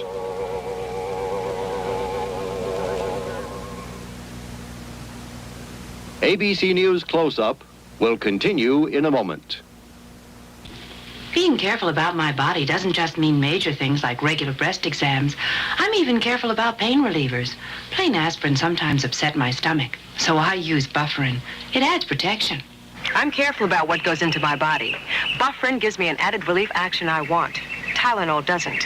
Only one leading tablet has both an added relief action in many cases that Tylenol never provides, and protection ingredients, Bufferin. Now I'm careful to get both with Bufferin. Your sink trap's clogged with grease. Use Crystal Drano. I'll pour in liquid plumber. Don't. It may not work on that grease clog. No? Crystal Drano will. Look, liquid plumber's quiet. It's not melting that grease. But Drano is. It broke through. Will Drano hurt metal pipes? No. So liquid plumber didn't break that grease clog. I'm switching to Drano. To make clogs go, better use Drano. Saturday, live on ABC. The Forest Hills Men's Invitational from the legendary West Side Tennis Club. Then live, third round coverage of the most prestigious ladies golf event. Hollis Stacey goes for her third straight U.S. Women's Open title. And red-hot Nancy Lopez shoots for her elusive first Open victory. And on ABC's Wide World of Sports, rodeo excitement from the Wild West, plus high speeds, high thrills, hydroplane action, championship tennis, golf at ABC's Wide World of Sports, Saturday.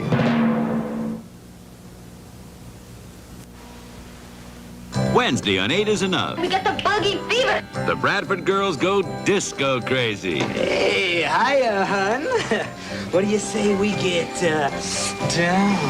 And the summer's off to a red-hot start.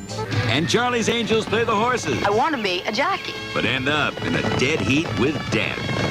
Then, the ghost of Jack the Ripper haunts the back streets of Vegas. Tomorrow, starting at 8, 7 Central and Mountain on ABC.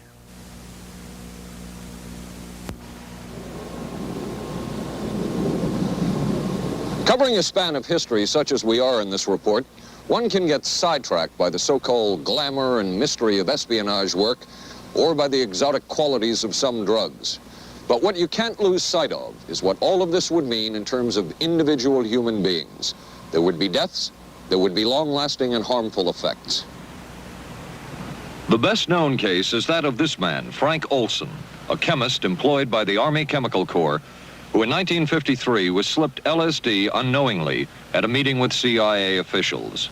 Shortly after that, Olson went into severe depression.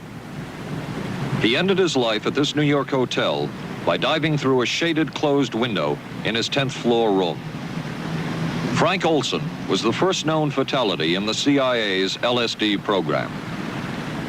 Olson left behind a widow, Alice, and 3 children, but it would be years before they learned the real story of his death.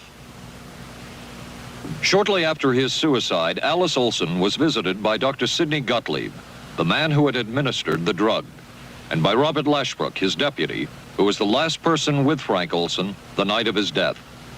It was probably to check me out and see whether I was handling myself and handling the situation, whether I was hysterical. And I'm sure they left the house feeling ever so much better because I had been gracious and hospitable to them, so that I must have played right into their hand and made them feel fine. 23 years later, how did you feel about that meeting? My anger was unbelievable at how I had been duped for this length of time, and the anguish which was unnecessary. Anyone who knew during all of those years never told Alice Olson the real story of her husband's death. She would discover it by accident more than 2 decades later. In essence, it was a 22-year-long cover-up. Lyman Kirkpatrick was Inspector General of the CIA at the time of Frank Olson's death. But had not the Olson case occurred within the secret confines of the CIA, would not this case have been a prosecutable case?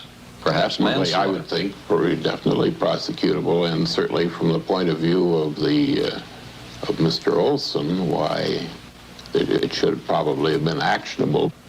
Frank Olson's suicide slowed down the CIA's testing of LSD and other drugs, but only momentarily.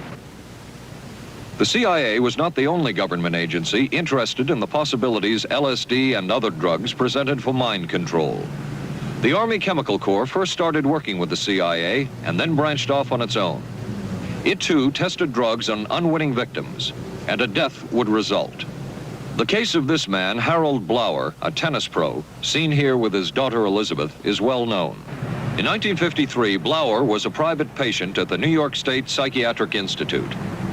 He was given 5 injections of a mescaline derivative that was being tested secretly for the Army Chemical Corps. With the 5th injection, Harold Blower died. As with the Olson case, a 22-year cover-up followed, until finally the Army admitted the real details of Blower's death. Since the initial news stories of Harold Blower's death, close to 5,000 documents, previously classified, have been released by the Army and obtained by ABC News. They provide valuable insight into Army activities at the time of Blower's death and where the Army went from there with their own drug testing program.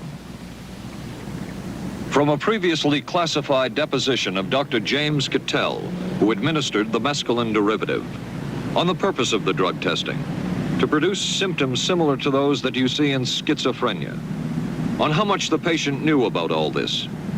We didn't delineate all the possibilities of what might happen because then you contaminate your experiment. Cattell then relates that he never even knew what drug he had given Harold Blower because of the secrecy of the Army experiments. We didn't know whether it was dog piss. This was secret. This was a secret. We weren't in on it. We asked Blower's daughter Elizabeth for her reaction. What? How can anybody react to that? I mean, that is so far from what you'd expect from a human being, never mind a doctor, never mind a professional specialist who's supposed to care about people's minds. It's unbelievable. A suit filed by Elizabeth Barrett against the Army Chemical Corps is now pending in federal court. Other Army experiments continued on mental patients around the country. Work done at the Tulane Medical Center in New Orleans involved several drugs, hallucinogenics, and electrodes implanted in the brain. The chief researcher was Dr. Russell Monroe, now head of the psychiatry department at the University of Maryland. These are various progress reports written by Dr. Monroe and recently obtained by ABC News. From one of the progress reports, a report of a woman who had electrodes implanted in the brain and was then given LSD and other drugs. She became agitated, cried, lapsed into a trance-like state.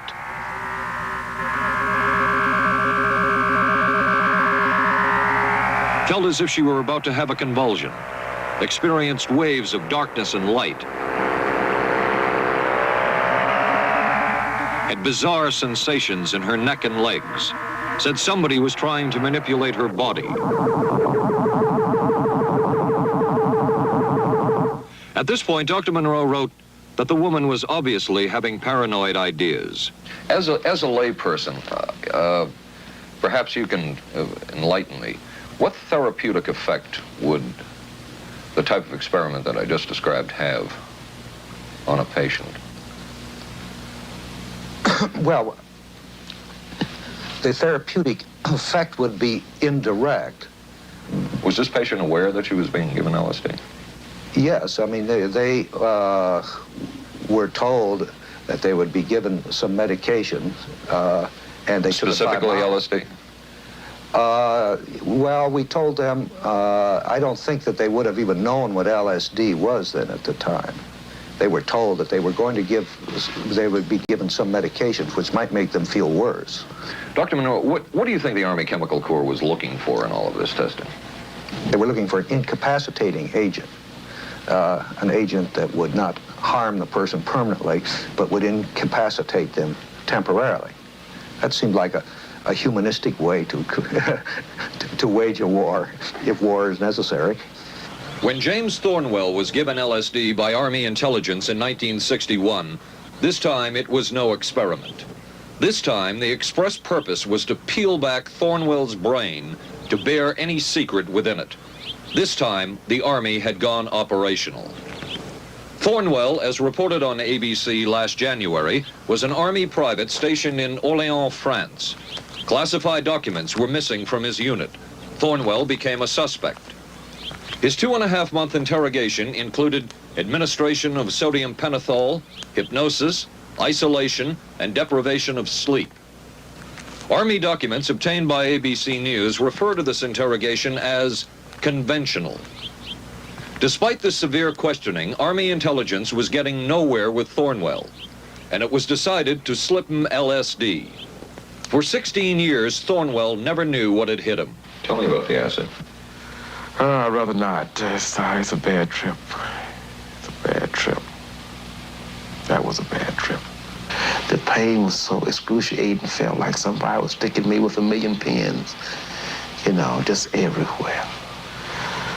Oh, it just... Oh.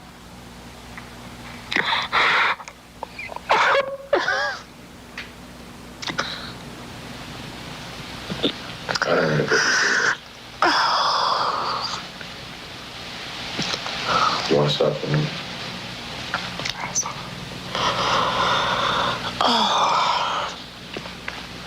I walked around. You want to stop?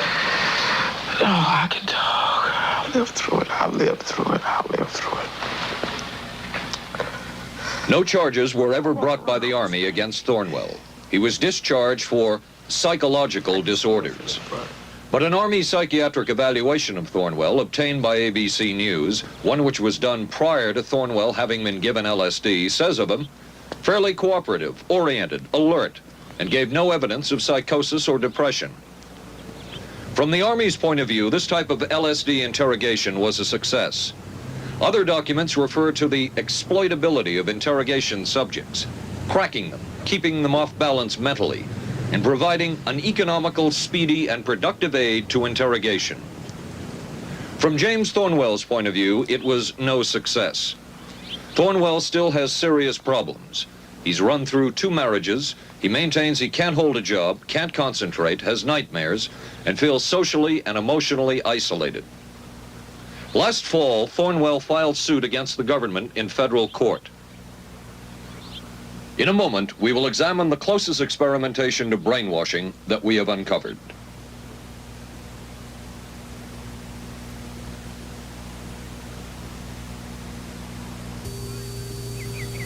Oh, for crying out loud. Something wrong, Will? You pick up a paper these days, you learn life isn't as simple as it used to be, and neither's food. Is that why you eat grape nut cereal? Yep, you couldn't ask for a simpler cereal. Wheat and barley, vitamins added, no preservatives. Sure looks simple. It's got a natural nutty taste. What's good for breakfast, guys? How about something nice and simple? Grape nuts, the simple cereal.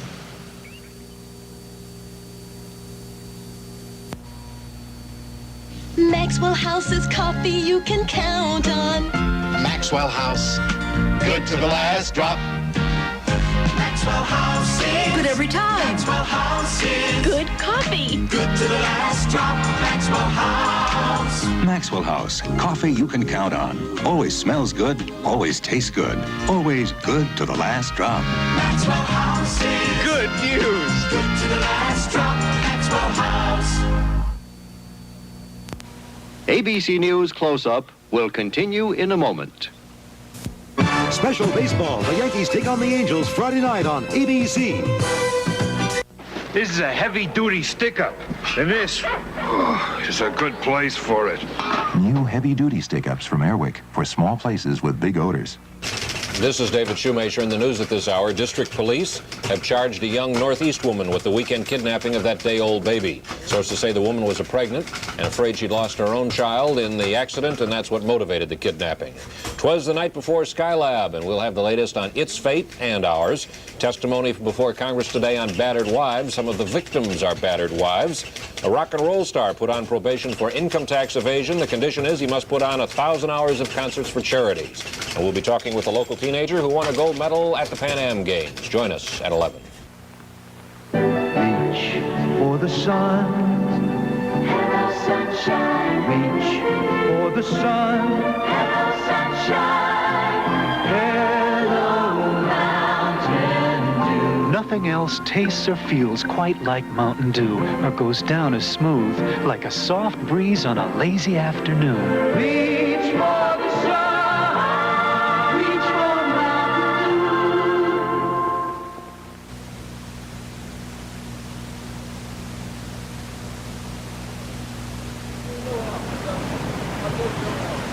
By far, the most chilling experiments we have uncovered took place at this Gothic estate called Ravenscrag, halfway up Mount Royal in Montreal.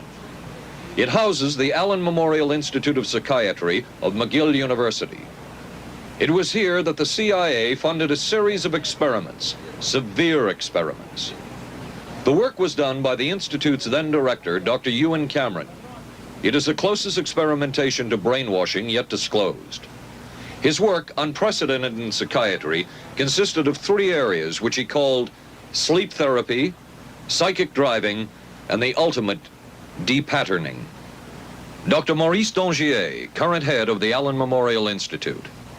In his psychic driving, so-called type of therapy, he would give the patient intensive electric treatment in order to make the patient regress deeply, become forgetful, and then he would attempt to implant new ideas in the mind of the patient.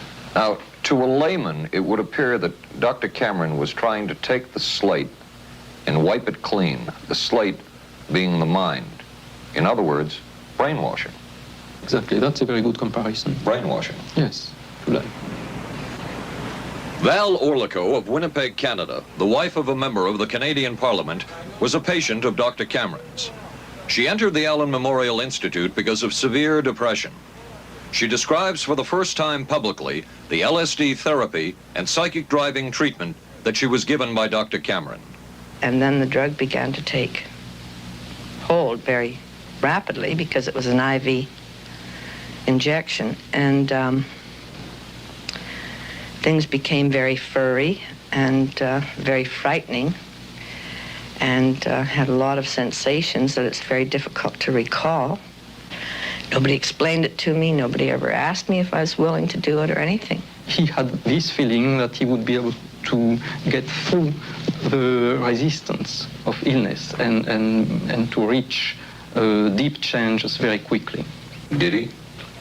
I don't think that when you look at that in retrospect, the hopes that he have been in any way fulfilled. But Cameron would plunge on.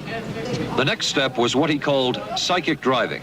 This involved almost endless tape-recorded messages and more drugs for the patient. Cameron wrote that this was the way to make direct controlled changes in personality. I thought this was the coldest and most impersonal treatment that anybody could give to anybody in the world.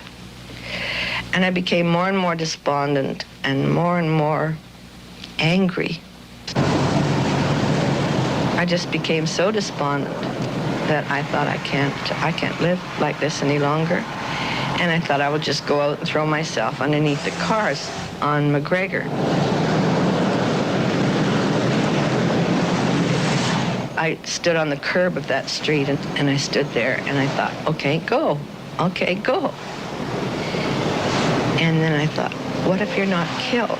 What if you're just maimed? What if you don't die and you live and you can't even talk anymore? And I couldn't do it. The most severe technique Cameron used was depatterning.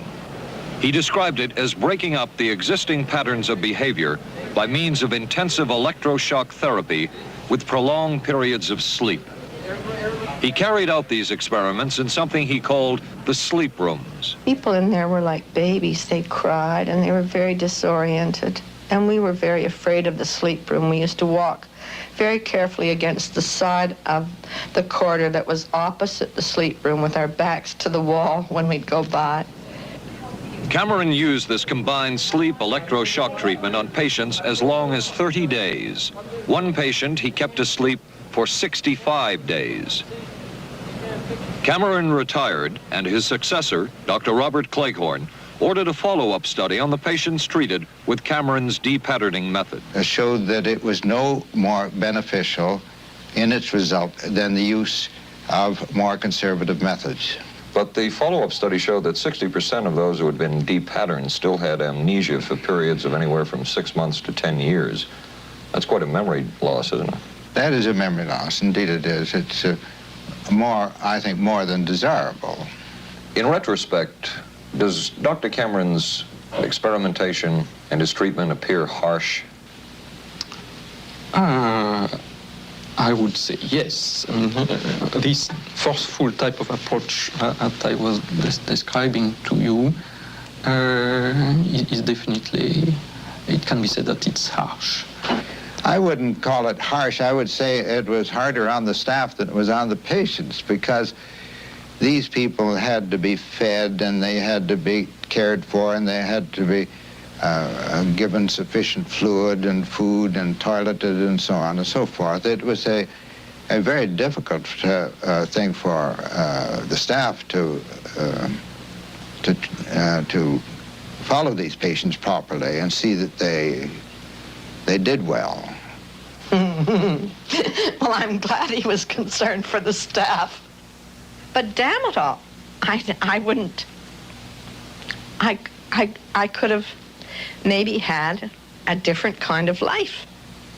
And that makes me angry and sad, and I don't know how to explain how I feel, really. I just. How did you feel when you learned that Dr. Cameron's experimentation was financed by the CIA? Well, I thought, I can't even use the word that I thought, because I thought, that bastard. And he was too smart. He knew who he was working for. And, excuse me, but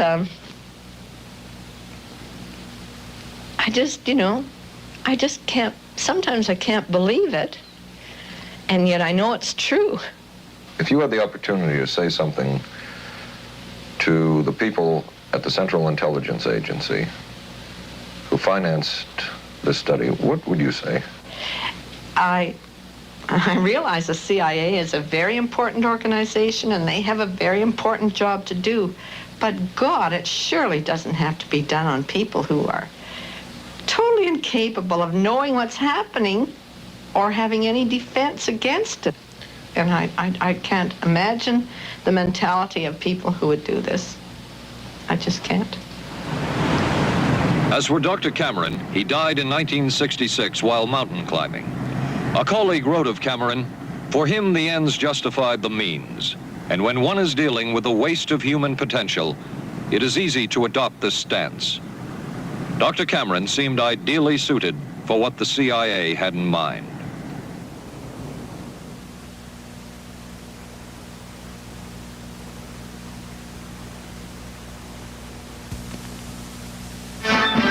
America is adapting to the shape of things to come.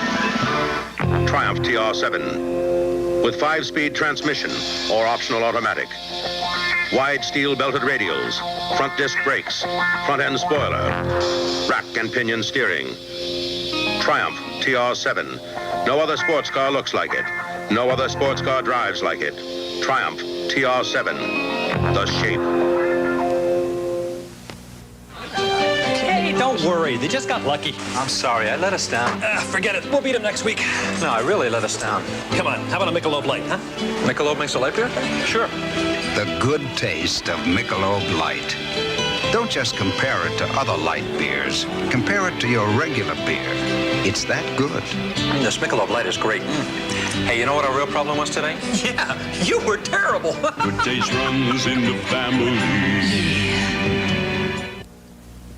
The many roles I play call for many hairstyles. So I use hot curlers, blow dryers, things that can be brutal to hair. I switched from one conditioner to another looking for help.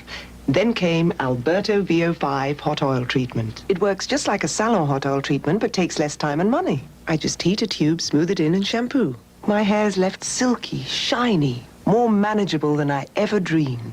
Alberto VO5 hot oil treatment. I'll never switch again. Thursday. I can move a few of my things over this morning. There's a scandal in the 12th when Wojo gets a roommate. Hi. In a Barney Miller special. I'm a prisoner of my biological urges. Sorry to hear that. Then authorities say this Texas motorcycle gang murdered a federal judge. People are always scared of something they don't understand, and they don't understand us, so they're scared. Geraldo Rivera investigates dope, death, and the banditos on 2020. Thursday, starting at 9, 8 Central and Mountain on ABC. It was the Cold War, and especially the trial of Joseph Cardinal Mindszenty, who was forced to testify in a Hungarian court that he was a spy. And then later, the Korean War, with the coerced and mainly fraudulent confessions of American servicemen. My information took place on the... that would spark intense interest in intelligence circles about brainwashing. The CIA secretly commissioned a study of communist brainwashing methods at the Cornell University Medical Center. A leader of that study was Dr. Lawrence Hinkle. He explains first the Russian method of controlling and breaking a person. Absolutely isolated from everyone else, with one man whose job it is to get you to write the extent to which you are a criminal. In this setting, you can get people to do most anything, do you see? Because you don't have to lay a hand on them. And by the time you get through and you go up before the judge, the fellow says, "Were you a spy?" He says, "Yes, I was a spy." The Chinese never really had this kind of a state police system. They would get him in, and all this fellow does is ask you to write, rewrite, and talk to him about your whole life. Graduated from pilot training in 1949. While the purpose of the study was to find out about communist brainwashing techniques, CIA documents show that the agency was interested in developing mind control methods of its own to precondition and control Chinese living in this country to be sent back to their homeland as CIA agents. What do you think they were looking for? Well, I think they weren't looking for agents or anything like that. Yet the agency's perception of the work you were doing, in CIA documents we have examined, it says that the project that was being done here, they intended to use everything learned about the new agents to induce them to, quote, to perform acts of a complex, purposeful nature. Yeah, but that was the never effects done. of which may be out of keeping with the individual's That previous sort behavior. of thing was never done. Those people were not, that was when they first came here, the first people they sent up to see us, you see, were operational type people from the CIA with some rather wild ideas. Okay, this is their perception of it, if I could just continue. No, it wasn't their perception of it either. No, it wasn't. Dangerous to his being, contrary to any previous consciously expressed intentions and interests, contrary to the good of the individual, and subversive to the goals for which he is consciously working. I understand all this talk. But the situation was, you see, those things were never done because of wise people on both sides. We were not able to do this nor interested in it. They were, though. Some of the low-level people were, but the high-level people were not, to tell you the truth. But documents clearly show that the CIA was attempting to develop agents over whom they had as much control as possible. Agents who would perform tasks contrary to their own good. Normally conditioned American who's been trained to kill and then to have no memory of having killed. His brain has not only been washed, as they say, it has been dry cleaned. Is a Manchurian candidate, controlled by others to do things against his will, possible? It was a remarkable film because, as far as I'm concerned, it made something totally impossible seem absolutely credible. I would say the answer is yes, but there are many qualifications to that. Dr. Milton Klein, a psychologist, a clinical and experimental hypnotist, and unpaid consultant to the CIA.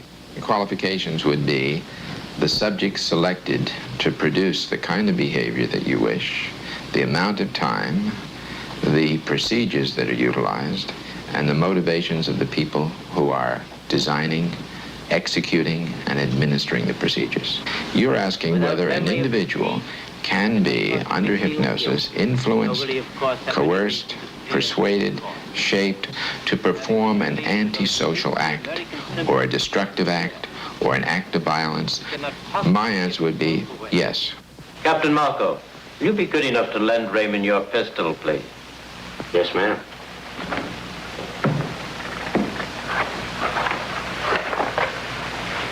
Thanks, Ben. Sure, kid. Shoot Bobby Raymond. Through the forehead. Yes, ma'am.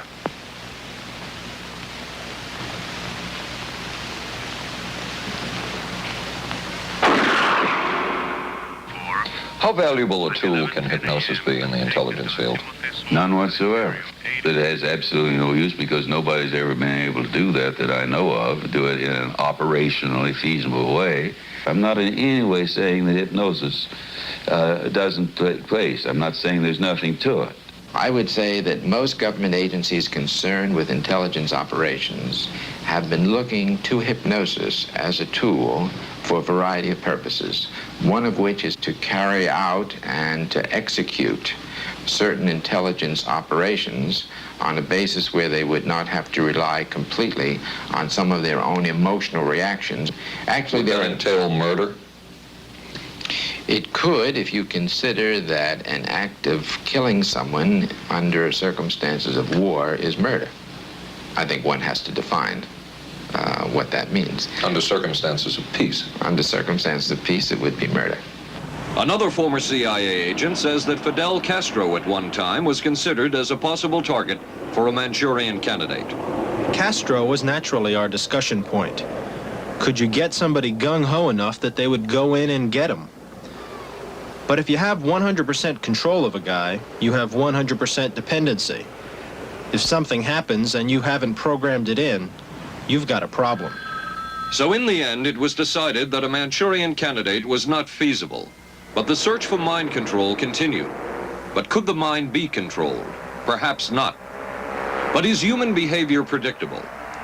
In this area, the CIA did make a significant breakthrough.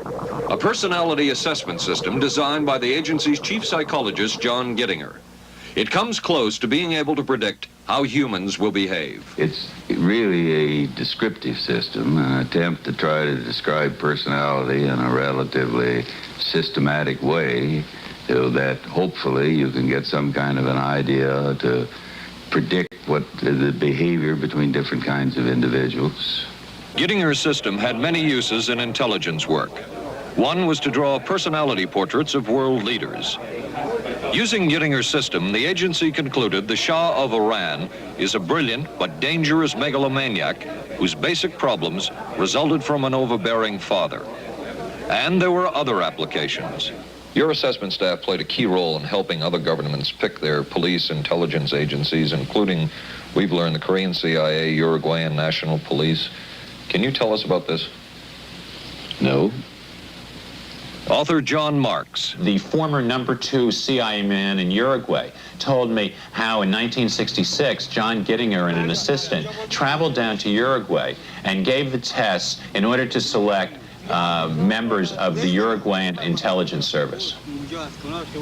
A psychologist who used to work for the CIA told me in 1961 he personally traveled to South Korea as part of an American CIA effort to set up the Korean CIA and to give the personality tests to candidates for the Korean CIA to choose the best man for their secret police. But one of the basic functions of Gittinger's system was finding the vulnerabilities of an agent, a double agent, or a potential agent. In its applicability to intelligence work, isn't the PAS system looking for a person's soft spot? Well, of course, the answer to that is yes, but I hasten to say soft spot. This is what I consider a negative word. Of the hundreds of behavioral projects undertaken by the CIA, Gittinger's appears to have been one of the more successful and more conventional.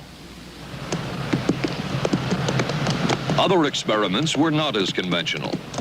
Neurophysicist Dr. Jose Delgado was financed by the Office of Naval Research. In this experiment, the bull is sedated. Electrodes are implanted in its brain. Delgado transmits an electronic impulse to the center of the bull's brain. Delgado has remote control of the animal. Recently released CIA documents refer to the feasibility of remote control of animals and that special investigations will be conducted toward the application of selected elements of these techniques to man. Other areas were examined through the 60s and 70s. Brain surgery, psychosurgery, creation of amnesia, parapsychology, manipulation of genes. Even though past and present CIA officials have indicated this kind of work ended in 1963. And one of those who took part in these programs. Thank you, sir. In 1977, a Senate subcommittee heard testimony from many of them, but the testimony was not that revealing. According to one of them, they agreed amongst themselves to keep the inquiry within bounds that would satisfy the committee. Former narcotics officer Charles Siragusa says that he was asked to limit his testimony by the man he reported to at the CIA. He wanted me not to say anything. To perjure yourself. That's right. Well, either that, I'd have to perjure myself or take the Fifth Amendment. And I'm not about to take the Fifth Amendment for anybody. Okay. Former CIA chemist Robert Lashbrook testified he had no first-hand knowledge of the agency-run safe houses when, in fact, he supervised one of them. And according to George White's diaries, was at a safe house when White conducted what he called an LSD surprise experiment. Dr. Sidney Gottlieb, whom we recently filmed near his California home, oversaw many of the CIA behavioral programs. He retired in 1973 and destroyed the records of this work. In sort of a valedictory letter, Dr. Gottlieb wrote that he and his colleagues had been able to maintain contact with the leading edge of developments in the field of biological and chemical control of human behavior. Dr. Gottlieb also testified before the Senate subcommittee, but from an anteroom where he could not be filmed because of what his lawyer termed health and cardiac problems. Dr. Gottlieb declined ABC News' request for an interview. And what of George White, the man who helped the agency in so many of its programs? He would retire here to Stinson Beach, California. And shortly before his death, he wrote to his boss at the CIA, Dr. Sidney Gottlieb, and summed up his career by saying, "It was fun, fun, fun. Where else could a red-blooded American boy lie, kill, and cheat, steal, deceive, rape, and pillage with the sanction and blessing of the All-Highest? Has mind control been achieved? From all of the available evidence, it appears doubtful. The human will has prevailed up to this point. But as we have seen, work is continuing in this field, work that we still don't know very much about. How deeply are the Russians and other dictatorships into all of this? We really can't say, and the CIA is reluctant to give out information about it. But the basic question remains, what place does all of this have within a democracy? One final point should be made. As one of the persons who worked on these programs told us, we are very capable, conscientious, and very dedicated scientists working for our country. Their work speaks for itself. This is Paul Altmeyer for ABC News. Good night. Here's a great idea. Potato peeler? Nope. Hair curler. It's Vanish Bow Freshener. Freshness in a snap. Snap it under the rim and it freshens two ways. It's always there to freshen. Then when water hits it, extra deodorizer and detergents are released, working best when and where you need it. When the bowl's fresh, the bathroom's fresher. Snappy idea. Vanish Bowl Freshener. Vanish for a cleaner bowl and a fresher bathroom. What do doctors recommend for pain today? This report shows doctors' #1 choice is the pain reliever in Arson. 5 million recommendations last year for pain of headache, backache, minor arthritis, and muscle ache. The ingredient in Arson is the doctor's #1 choice. Arson is strong, a special combination of medical ingredients free of stomach upset for millions everywhere. The ingredient in Arson, doctor's #1 choice.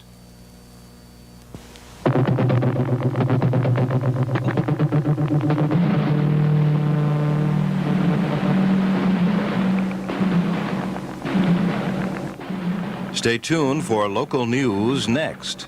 Then live from the Johnson Space Center in Houston, ABC News will track the approach of Skylab as it nears re-entry. Skylab, the final hours. Right after Twiggy and Dirk Benedict of Battlestar Galactica star in I Want Her Dead on the Tuesday Movie of the Week tonight on ABC.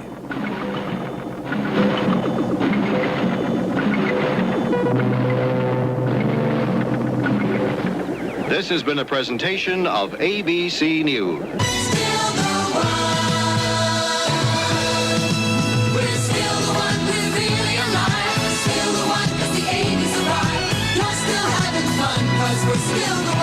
Still the one, ABC.